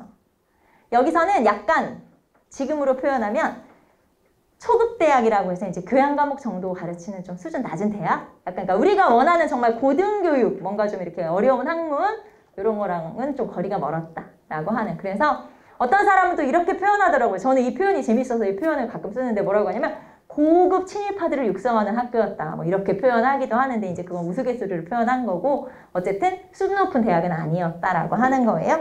자, 그 다음에 언론정책으로 넘어가서 우리 지금 이제 2차 조선 교육령 한 거지? 자, 3차 조선 교육령으로 갈게요. 자, 3차 조선 교육령에서는 3차 조선 교육령이 1938년 딱 중일전쟁 이후예요. 그래서 30년대 통치 방식과 또 맞아떨어지고 그렇기 때문에 3차 조선 교육령은 황국신민화 교육, 왜 우리 그런 거 있잖아요. 황국신민 서사 암송 막 그런 거 시키고 막 하는 거 그게 이때. 그래서 1930년대 후반이고 자, 그 다음에 이때 가장 큰 특징이 이거예요. 이거 알아두시면 돼요. 조선어를 수의 과목으로 한다, 선택 과목으로 한다 그런 뜻이죠. 자, 그러면 조선어를 선택 과목으로 한다. 선택 안 하면 되는 거야. 그래서 학교에서 선택 안 하면 끝나는 거거든요. 말하자면 조선어를 선택 과목으로 한다는 건 다른 말로 하면 사실상 폐지라고 하는 거지. 그래서 이런 식으로 조선어를 사실상 없애가는 과정이구나 라고 하는 거고요. 자, 그 다음에 원래 우리나라 사람들이 다니는 학교 이름이 보통학교였거든요. 이거를 소학교로 바꿨어요. 심상소학교라고 해도 되고 앞에 심상을 빼고 그냥 소학교라고 해도 돼요. 그러니까 이런 거였어요. 2차 조선 교육령까지는 우리나라 사람들이 다니는 학교는 보통학교, 초등학교가 보통학교, 일본 애들이 다니는 학교는 소학교예요. 그래서 학교 이름만 딱 듣고도 너 일본인이구나 알 수가 있어. 말하자면 너 조선인이구나 알 수가 있었는데 그 이름을 3차 조선 교육령으로 가서 바꿨어요. 그냥 똑같이 소학교로 바꾼 거야. 그리고 나서 이 소학교로 바뀐 지 얼마 안 돼서 부분 개정을 통해서 1941년에 국민학교로 바뀌었죠. 여러분 중에서는 국민학교 다닌 사람은 이젠 별로 없죠? 없겠지? 저 같은 경우는 당연히 국민학교 입학, 국민학교 졸업. 당연히 나는 국민학교지. 국민학교가 언제까지 쓰였냐면 1996년까지. 96년 정도부터, 요 96년부터 이제 초등학교로 바뀌었어요. 그래서 여러분 중에 아마 저 때 초등학교를, 여러분 나이를 내가 가늠이 안 돼가지고. 그러니까 몇 살인지 가늠이 안 되는 게 아니라, 쉽게 말하면, 왜 그런 거 있잖아요. 몇 살이면 20살이 이게 딱 나와야 되는데, 이제 너무 차이가 많이 나서, 나이를 잘 이렇게 가늠이 잘 안 돼서, 잘 모르겠어. 지금 20살이면 몇 년생이어야 되지? 여러분 또 20살하고는 거리가 멀어? 이 사람들 봐라, 이 사람들. 나이가 나오네. 아무튼 그렇다 치고. 안 궁금하다? 네, 별로 안 궁금해. 20살은 너무 거리가 멀어서 나랑. 자, 별로 궁금하지 않고. 자, 어쨌든 그래서 국민학교라고 하는 걸로 바뀐 게 언제냐? 41년 부분 개정. 자, 그 다음에 4차 조선 교육령은 43년이니까 뭐 이제 거의 전쟁 대비라고 보시면 되겠죠. 그래서 이때는 거의 조선어와 조선사는 무조건 폐지고 이제 군사 훈련을 시킨다든가 이런 식으로 이제 전시 체제라고 보시면 돼요. 그래서 보통 시험에는 4차 조선 교육령은 잘 안 물어보고 시험에 잘 나오는 건 2차, 3차. 여기 시험에는 잘 나와요. 왜냐면 좀 뚜렷한 특징들이 있기 때문에 2차 조선 교육령과 3차 조선 교육령은 시험에 잘 나오는 편이니까 알아두시고 지금 우리가 이렇게 특징으로 살펴본 거랑 사료로 보는 거랑 또 완전 달라요. 그래서 여러분 사료도 같이 확인하세요. 특히 2차 조선 교육령 같은 경우는 읽어보면 이런 거 나 배운 적 없는데 할 수 있어.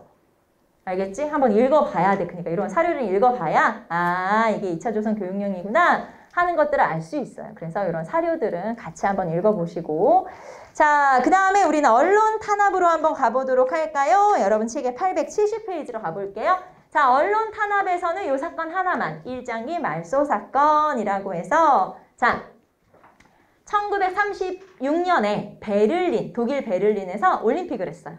그리고 그 올림픽에서 우리나라 손기정 선수가 금메달, 남승용 선수가 동메달을 획득하게 돼요. 그런데 이 선수들이 대회에 나갈 때 어느 나라 사람으로 나갔겠어? 당연히 일본인으로 나갔겠지. 식민지였으니까. 그래서 가슴에 일장기를 달고 나간 거예요. 자, 금메달을 땄어. 손기정 선수가. 그래서 이거를 이제 사진에 신문에 실어야 되는데 요 앞에 이제 일장기가 얼마나 꼴보기 싫겠어. 그러니까 일장기를 긁어내버린 거예요. 그래서 그냥 하얀 운동복 상태로 신문기사에 낸 거야. 일본이 봤겠지? 그래서 당연히 신문들이 난리가 났겠지?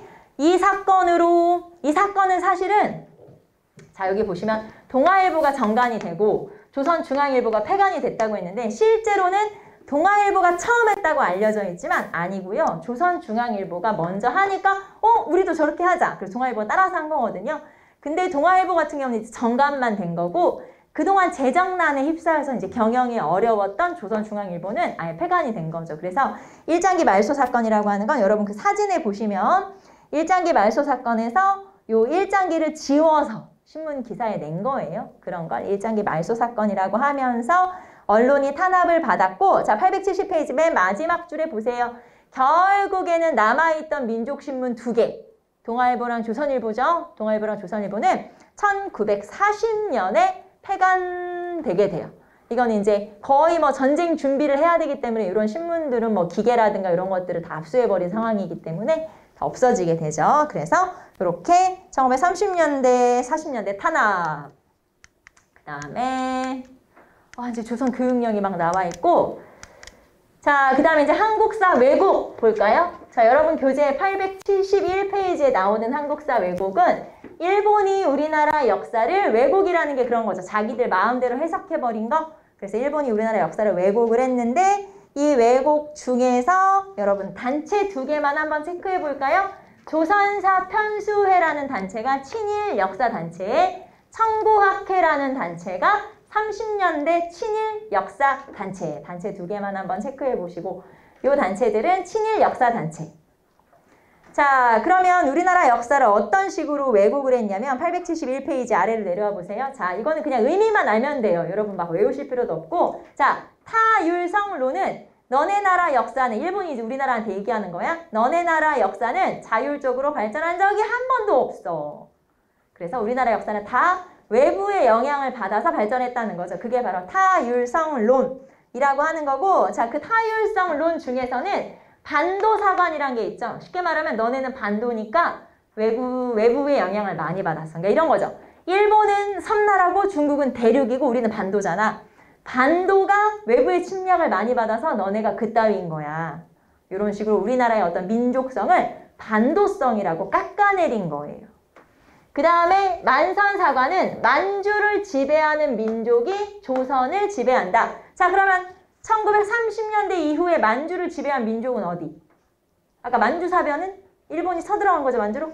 그럼 만주를 지배한 게 일본이고 그래서 우리가 너네를 지배하는 건 당연한 거야. 이런 거예요. 그래서 만주를 지배하는 민족이 조선을 지배한다. 그 다음에 임나일본부설은 4에서 6세기경에 한반도 남부에 임나일본부라는 관청을 만들어서 한반도를 지배했었는데 예전에 고대에 그러니까 현대에 이 근대에 우리가 너네를 지배하는 건 당연한 거야. 왜 우리가 원래 지배했었어 너네를. 이런 식으로 우리나라 지배를 정당화한 거예요. 그게 바로 이런 이론이고 자, 그 다음에 정체성론. 정체는 뭐냐면 정체, 멈춰있다 그런 뜻이에요. 쉽게 말하면 조선 너희의 역사는 발전이 없어. 멈춰버렸어. 발전이 없어. 왜냐면 자 볼게요. 자, 역사는 고대, 중세, 근대로 발전해요. 이거 예전에 우리 근대 태동기 할 때 배웠어요. 자, 고대는 노예제가 있어야 되고 중세는 봉건제가 있어야 되고 근대는 자본주의가 있어야 되죠. 그런데 고대까지는 우리나라가 발전을 했는데 너네 봉건제 없잖아. 그러니까 너네는 중세가 없다고 주장한 거예요. 그래서 우리나라한테 뭐라고 주장했냐면 너네 중세 없잖아. 중세 부재론 또는 봉건사회 부재론. 너네 중세도 없고 봉건사회도 없지? 그러니까 삼국시대부터 조선이 끝날 때까지 조선의 역사는, 우리의 역사는 고대에 머물러 있다는 거야. 너네는 중세를 겪지 못했기 때문에 근대도 없어. 그러니까 일본이 우리나라한테 뭐라고 하냐면 에이, 미개한 것들 이렇게 말하는 거나 똑같은 거예요. 그게 이거야. 정체성론. 봉건사회가 없잖아. 중세가 없잖아. 발전이 없고 멈춰 있잖아. 정체되어 있다는 게 멈춰 있다는 거잖아요. 역사가 발전이 없고 너네는 멈춰 있다 라고 주장을 한 거고 그런데 우리나라 학자들이 이거를 가만히 있을 리가 없죠. 아니거든. 우리도 중세에 있거든. 그러면서 이제 이것에 대해서 발전, 이제 연구를 한 학자들이 당연히 존재하고요. 그 다음에 당파성론. 에휴, 너네들 맨날 싸우더라. 당을 나눠서 싸우더라. 당파성론. 일선동조론. 조선과 일본은 조상이 같다. 그 다음에 식민지 근대화론은 전에 우리 근대하면서 얘기했죠. 뭐냐면 일본이 우리나라를 근대화 시켜준 거다. 그러니까 식민지를 통해서 오히려 너네가 발전한 거지 일본이 수탈한 게 아니다. 이런 식으로 주장하는 말도 안 되는 그런 이론들이에요. 다 일본이 우리나라 역사를 왜곡한 거죠. 왜곡은 자기들 마음대로 해석해서 그냥 이제 다른 식으로 제시한 거죠. 그래서 이런 것들이 식민사관이라고 하고요. 그 다음에 한 장 넘기시면 국어연구. 자, 국어연구에서는 단체만 체크하시면 돼요. 자, 첫 번째 국문연구소는 1907년에 있었던 단체고 이 1907년이니까 대한제국의 산하의 기관이었고 자, 이 이제 국어연구단체가 20년대, 30년대로 계속 발전하게 되는데 1920년대에 국어연구단체는 조선어연구회. 이 단체가 그대로 발전한 게 조선어학회. 그러니까 20년대는 조선어연구회, 30년대는 조선어학회. 근데 이제 여기에서 업적만 조금 달라요. 자, 20년대는 각야날 제정. 여러분 각야날이 뭘까요? 한글날이겠지? 그래서 한글날로 나중에 바뀌어요. 그 다음에 잡지 한글. 그 다음에 여러 가지 뭐 강습회라든가 이런 것들. 자, 그 다음에 조선어 학회는 업적이 조금 더 많은데 자, 봅시다. 한글 맞춤법 통일안. 그리고 표준어 제정. 자, 그래서 이런 활동들을 이어가게 되고 자, 그 다음에 우리말 큰사전 편찬. 여러분 시도라는 건 이거는 성공했다 못했다? 못했다. 그쵸? 자, 우리말 큰사전 편찬 시도. 그래서 여러분 혹시 영화 같은 거 여러분 잘 보나? 영화 중에 말모이라는 영화가 있었어요. 몇 년 전에. 그 영화 내용이 이 내용이에요. 말하자면 우리나라에서 이제 국어대사전이죠. 우리말 큰사전은 그래서 국어대사전을 만들기 위해서 전국에 있는 막 사투리 같은 거 다 모아가지고 이제 왜냐면 또 이거 일본 몰래 해야 되니까 이거를 모아서 국어사전을 만들려고 준비를 하다가 이게 발각이 된 거예요. 걸렸어. 그래가지고 이것 때문에 조선어학회가 해산을 당하게 된 건데 이제 이 해산당하게 된 건 조금 더 구체적으로 기차를 타고 가다가 기차 안에서 우리나라 여학생들이 함경도 지방에서 우리나라 여학생들이 우리나라 말로 한국 조선어로 얘기를 한 거예요. 이때는 우리나라 말을 쓰면 안 돼. 40년대니까 아무 데서도 우리나라 말을 쓰면 안 되는데 우리나라 말을 쓰다가 걸렸는데 이 여학생들을 데려다가 이제 취조를 해보니까 이 여학생들에게 쉽게 말하면 이런 거예요. 민족의식을 심어준 게 누구냐. 자기 학교 선생님 이름을 댄 거예요. 선생님을 잡아다가 또 취조를 했겠지? 알고 보니까 이 사람이 조선어학회 사람인 거고 조선어학회에서 이런 거 하고 있었고 결국에는 다 잡아다가 이제 이 단체를 해산시켜버리게 된 거예요. 자, 그게 1942년에 있었죠. 이건 이제 시기만 가끔 물어보는데 조선어학회 사건, 그 조선어학회가 해산된 사건이고 지금 제가 얘기한 이 내용이 그 말모이라는 영화에 이제 그대로 나오는데 자, 결국 그 조선어학회에서 사건이 일어나면서 이제 몇 명을 실제로 잡혀가서 사형을 당하기도 하고 그랬거든요. 고문 끝에 죽기도 하고 결국에는 우리말 큰사전 편찬이 실패했잖아요. 나중에 해방 뒤에 이걸 만들기 위해서 국어사전을 만들려고 원고를 찾았어. 그때 그 원고 일본이 정말 다 가서 불태워버린 건가? 그러면서 이제 원고를 막 찾은 거예요. 수소문을 한 거야. 그때 여기서 뺏어간 원고들 어디 있어? 빨리 찾아봐. 알고 보니까 서울역, 옛날 서울역 건물에 창고가 여러 개 있을 거 아니야. 지하에도 있고 뭐 창고가 있는데 그 창고 중에 어디 갔더니 거기에 이 원고가 잔뜩 쌓여져 있었어. 결국에는 찾아서 이 우리말 큰사전을 완간한 거는 1957년. 그래서 결국에는 57년에 국어사전이 나왔어요. 완간이 된 거예요. 그래서 그게 이제 이렇게 연결이 되기도 하죠. 왠지 막 감동적이야? 그 영화를 보면 좀 감동적일까?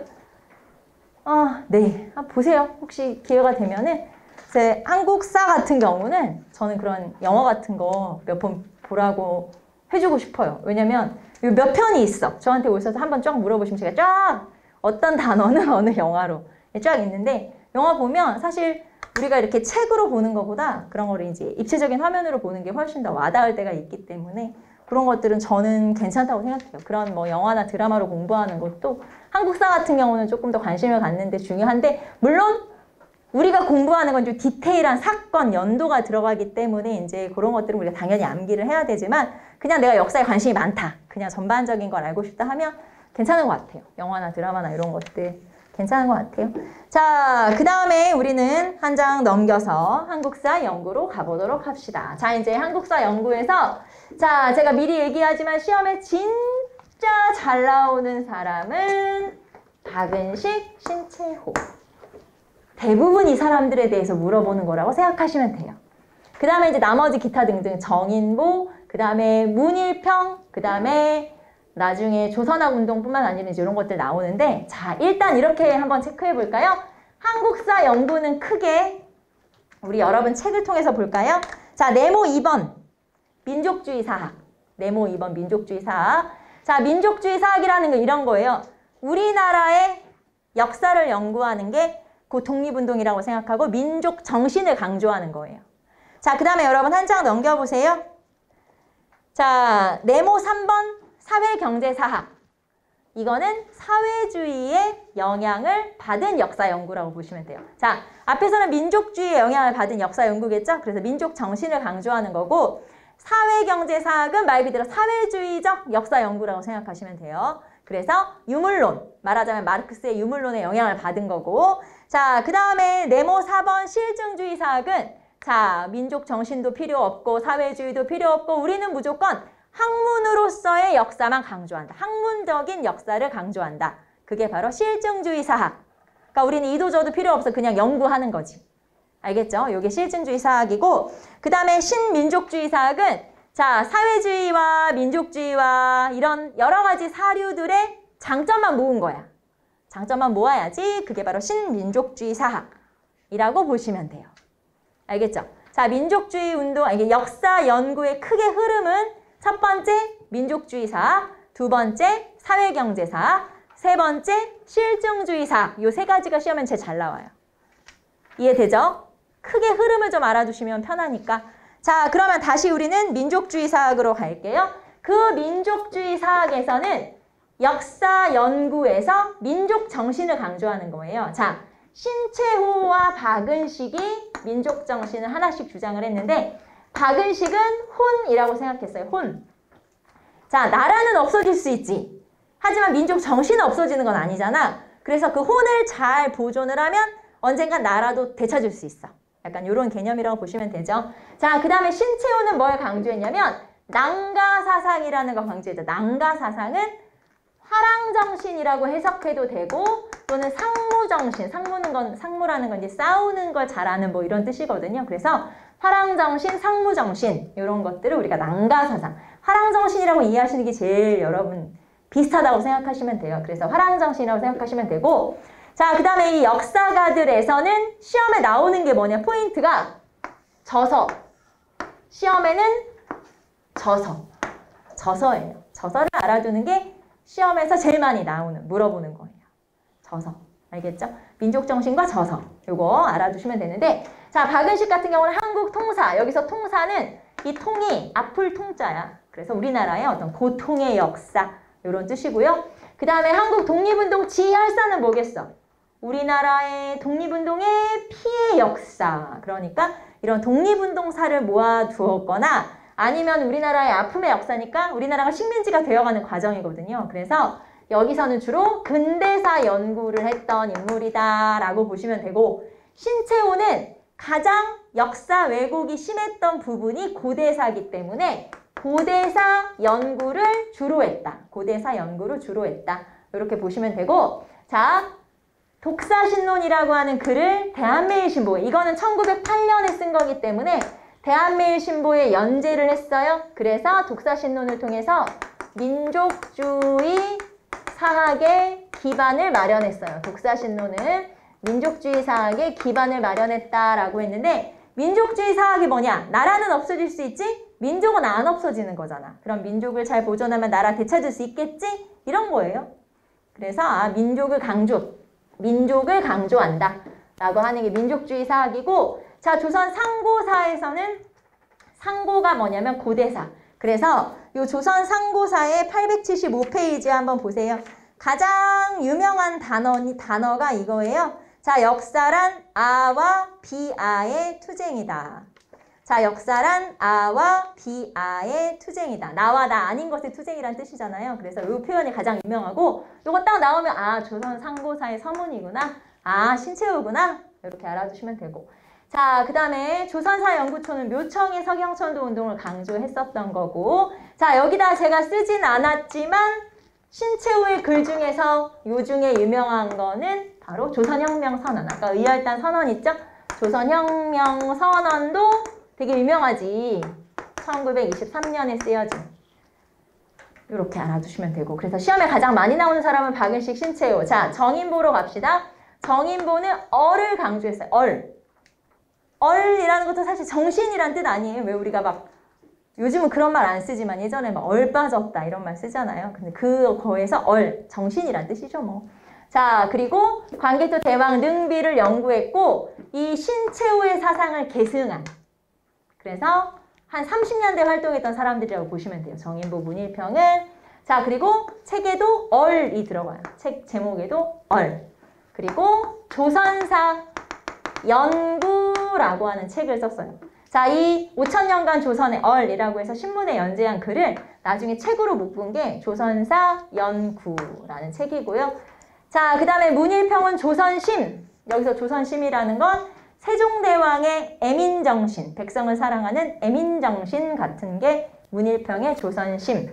특히 이 문일평 같은 경우는 외교사에도 관심을 좀 가져서 한미 50년사, 외교사에 관한 글을 쓰기도 했죠. 자, 그 다음에 이런 민족주의 사학자들은 조선학운동이라는 걸 30년대 전개하기도 하는데, 자, 조선학운동은 실학을 연구하는 거예요. 이 1934년이 정약용의 99주기, 그러니까 돌아가신 지 99주년, 100주년쯤 되는 해이기 때문에 요 해에 실학 연구, 정약용의 사상을 연구하는 운동이 벌어졌고, 실학을 조금 더 학문적으로 연구했다, 학문적으로 체계를 갖추었다 라고 볼 수 있는 게 바로 조선학 운동이고, 여유당 전서가 정약용의 전집이에요. 그래서 정약용의 전집인 여유당 전서를 펴내기도 하죠. 자, 그래서 민족주의 사학에서는 여러분이 민족 정신 한 장 넘기시면은 876페이지에 조금 더 디테일한 내용들 나와 있어요. 자, 박은식과 신채호의 지금 한국사뿐만 아니라 다양한 내용들이 같이 나와 있으니까 한번 읽어보시고, 박은식 같은 경우는 대한민국 임시정부의 2대 대통령이었던 거 알죠? 네, 그런 것들까지도 정리가 돼 있으니까 한번 체크해 보시고, 저서까지 나와 있어요. 한번 보시고요. 자, 그 다음에 사회경제사학이라고 해서 이거는 사회주의의 영향을 받았다라고 했죠. 그래서 유물사관이 사회주의적 역사론이라고 보시면 되고, 유물사관에 근거한 역사 연구가 바로 사회경제사학 백남훈. 가장 대표적인 인물이 백남훈이고, 이 백남훈은 정체성론을 반박했어요. 앞에서 정체성론이 중세가 없다는 거잖아요. 근데 백남훈은 아니거든? 우리도 중세에 있었거든? 그러면서 우리 역사 연구를 더욱더 이제 강조하면서 정체성론, 일본의 역사 왜곡을 반박한 거죠. 자, 그 다음에 실증주의 사학은 실증적, 객관적 연구를 강조하면서 문헌 고증을 중시했죠. 그러니까 학문적으로서의 역사학을 강조한 거예요. 그러니까 민족주의도 싫고 사회주의도 싫고 우리는 그냥 역사 연구만 해야지, 이런 거예요. 랑케라는 사람 여러분 기억나요? 랑케는 우리 언제 나왔냐면 첫 번째 시간에 역사가 왜 그런 거 있죠. 사실로서의 역사가 있고 기록으로서의 역사가 있다고 했잖아요. 그 중에서 사실만 강조하는 역사가가 독일의 역사학자 랑케였어요.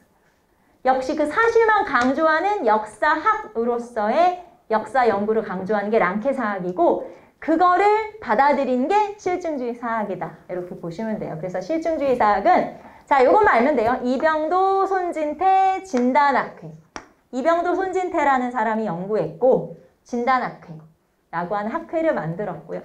이 실증주의 사학이 사실 우리나라 역사학의 주류, 쉽게 말하면 서울대 교수나 이런 사람들이 이 사조였었다라고 보시면 되죠. 자, 그래서 역사 인식은 없죠. 그러니까 독립운동이고 뭐고 그런 거 없어요. 그냥 우리는 학문적으로서의 역사만 강조하는 거죠. 그런 게 바로 실증주의 사학.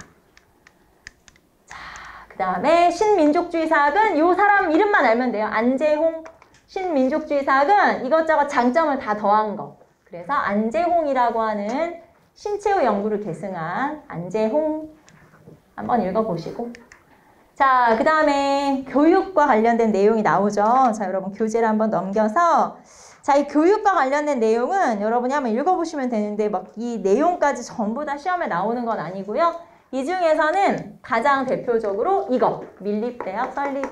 이거는 앞에서 우리가 살펴봤기 때문에 따로 뭐 보진 않을 거고 여기서 여러분 보시면 1920년대 초에 22년, 23년이니까 1923년, 20년대 초에 이거 1000만원 모금운동 기억나죠? 한민족 1천만 한 사람 1원씩 이라는 구호를 내세우면서 모금운동을 했지만 결국에는 일본의 방해로 실패. 그 대신 일본이 경성제국대학 건립.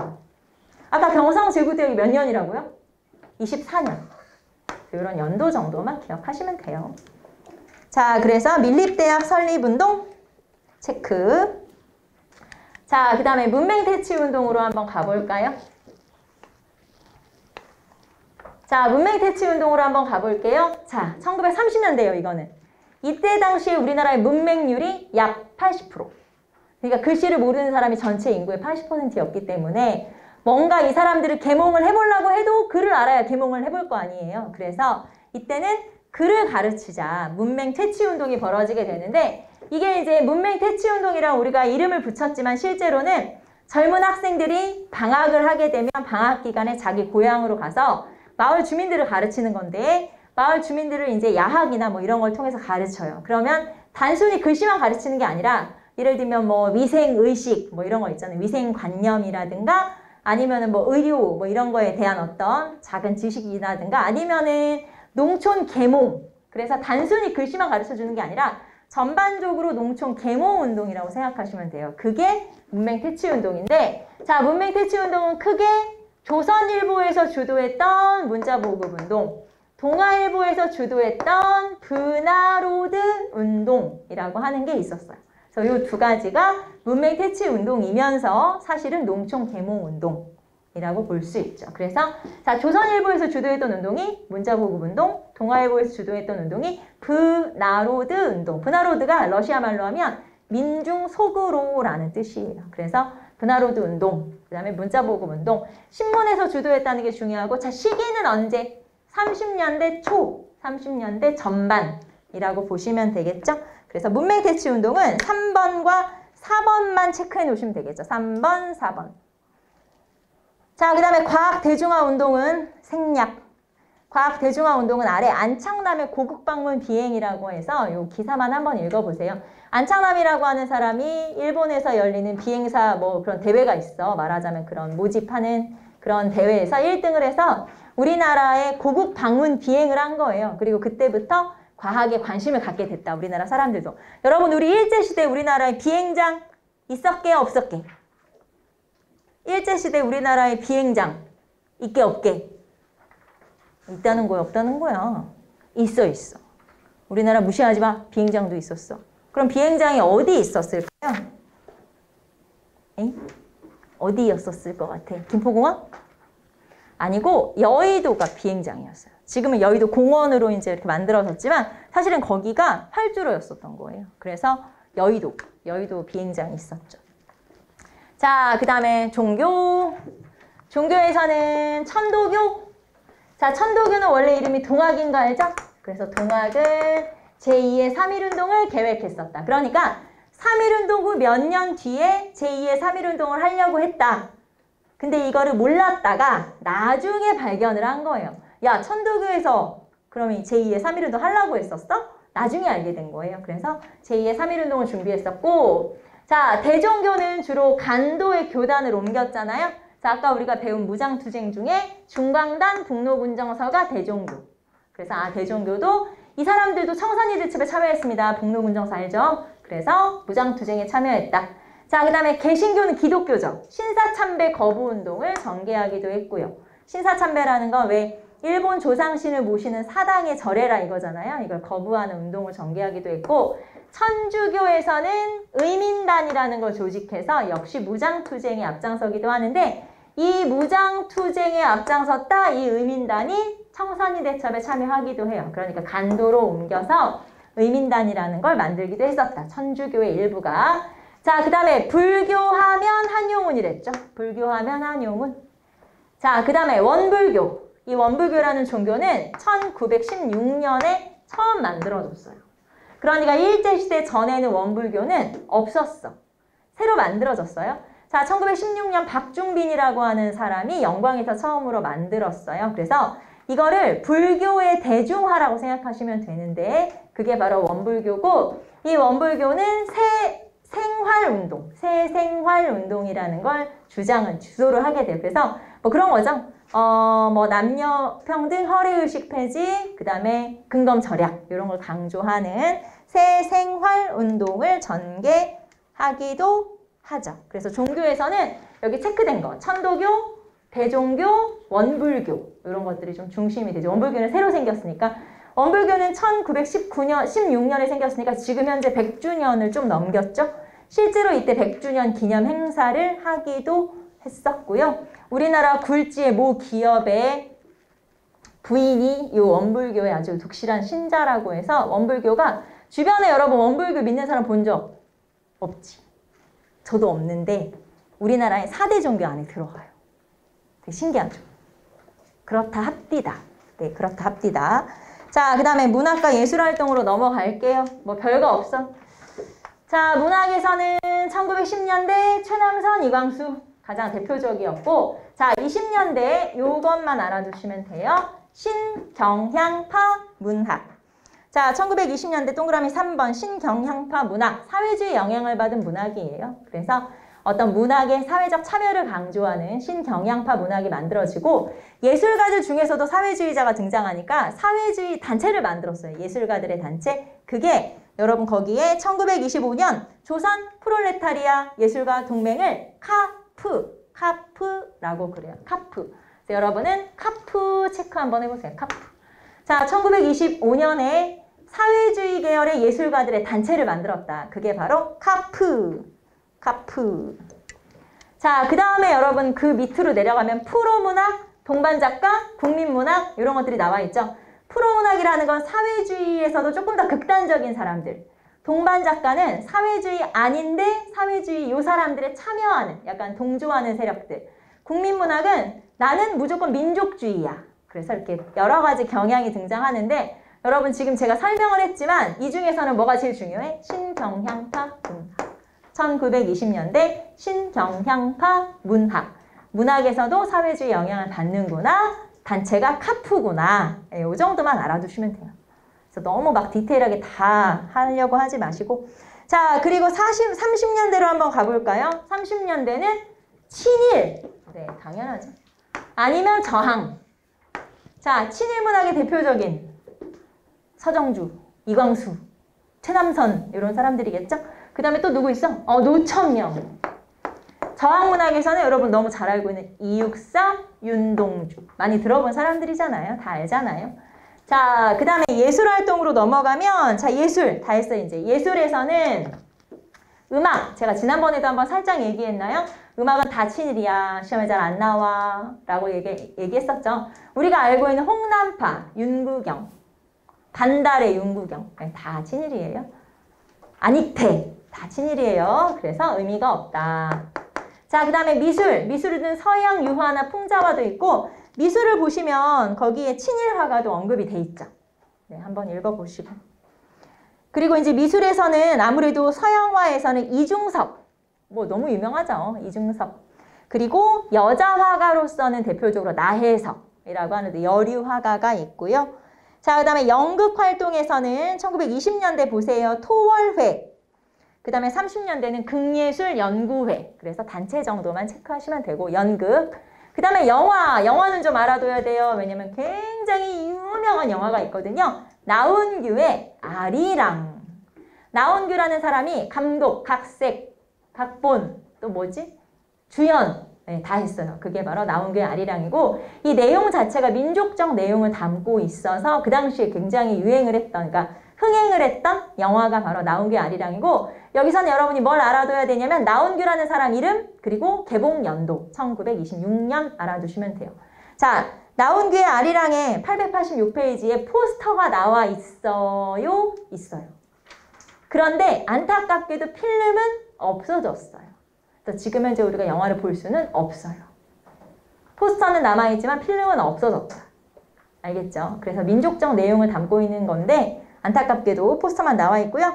나온규라고 하는 사람은 누구냐면 가운데 그 오른쪽 사진에 이 어린아이를 이렇게 뒤에서 안고 있는 남자 보여요? 보여? 가운데쯤에? 네, 그 사람이 나온규. 그 사람이 나온규예요. 그래서 나온규. 자, 그래서 영화는 아리랑까지 체크를 해놓으시면 되겠죠? 그래서 이렇게. 자, 한번 쭉 살펴봤고 지금 굉장히 여러 가지 내용을 했지만 시험에 나오는 것들은 사실 포인트가 있어요. 그래서 제가 여러분 이건 중요합니다. 시험에 많이 나옵니다. 하는 거에서 사실 거의 여기서 문제가 나오기 때문에 너무 디테일하게 다 하실 필요는 없어요. 알겠죠? 예를 들면 역사에서는 신채호, 박은식을 중심으로 물론 뭐 다른 사람 안 나온다는 건 아니지만 박은식, 신채호가 중심 뭐 이런 식으로 뭐 그다음에 예술에서는 영화, 아리랑 뭐 이 정도가 시험에 많이 나오고 그다음에 문학에서는 신경향파 이런 식으로 나올 만한 것들이 거의 정해져 있기 때문에 뭐 다 막 프로문학, 국민문학까지 막 다 하실 필요는 없다. 한번 쭉 읽어보시면 돼요. 자, 그래서 우리가 일제시대 마무리했고 우리는 점심 먹고 와서 이제 현대사회로 넘어가도록 할게요.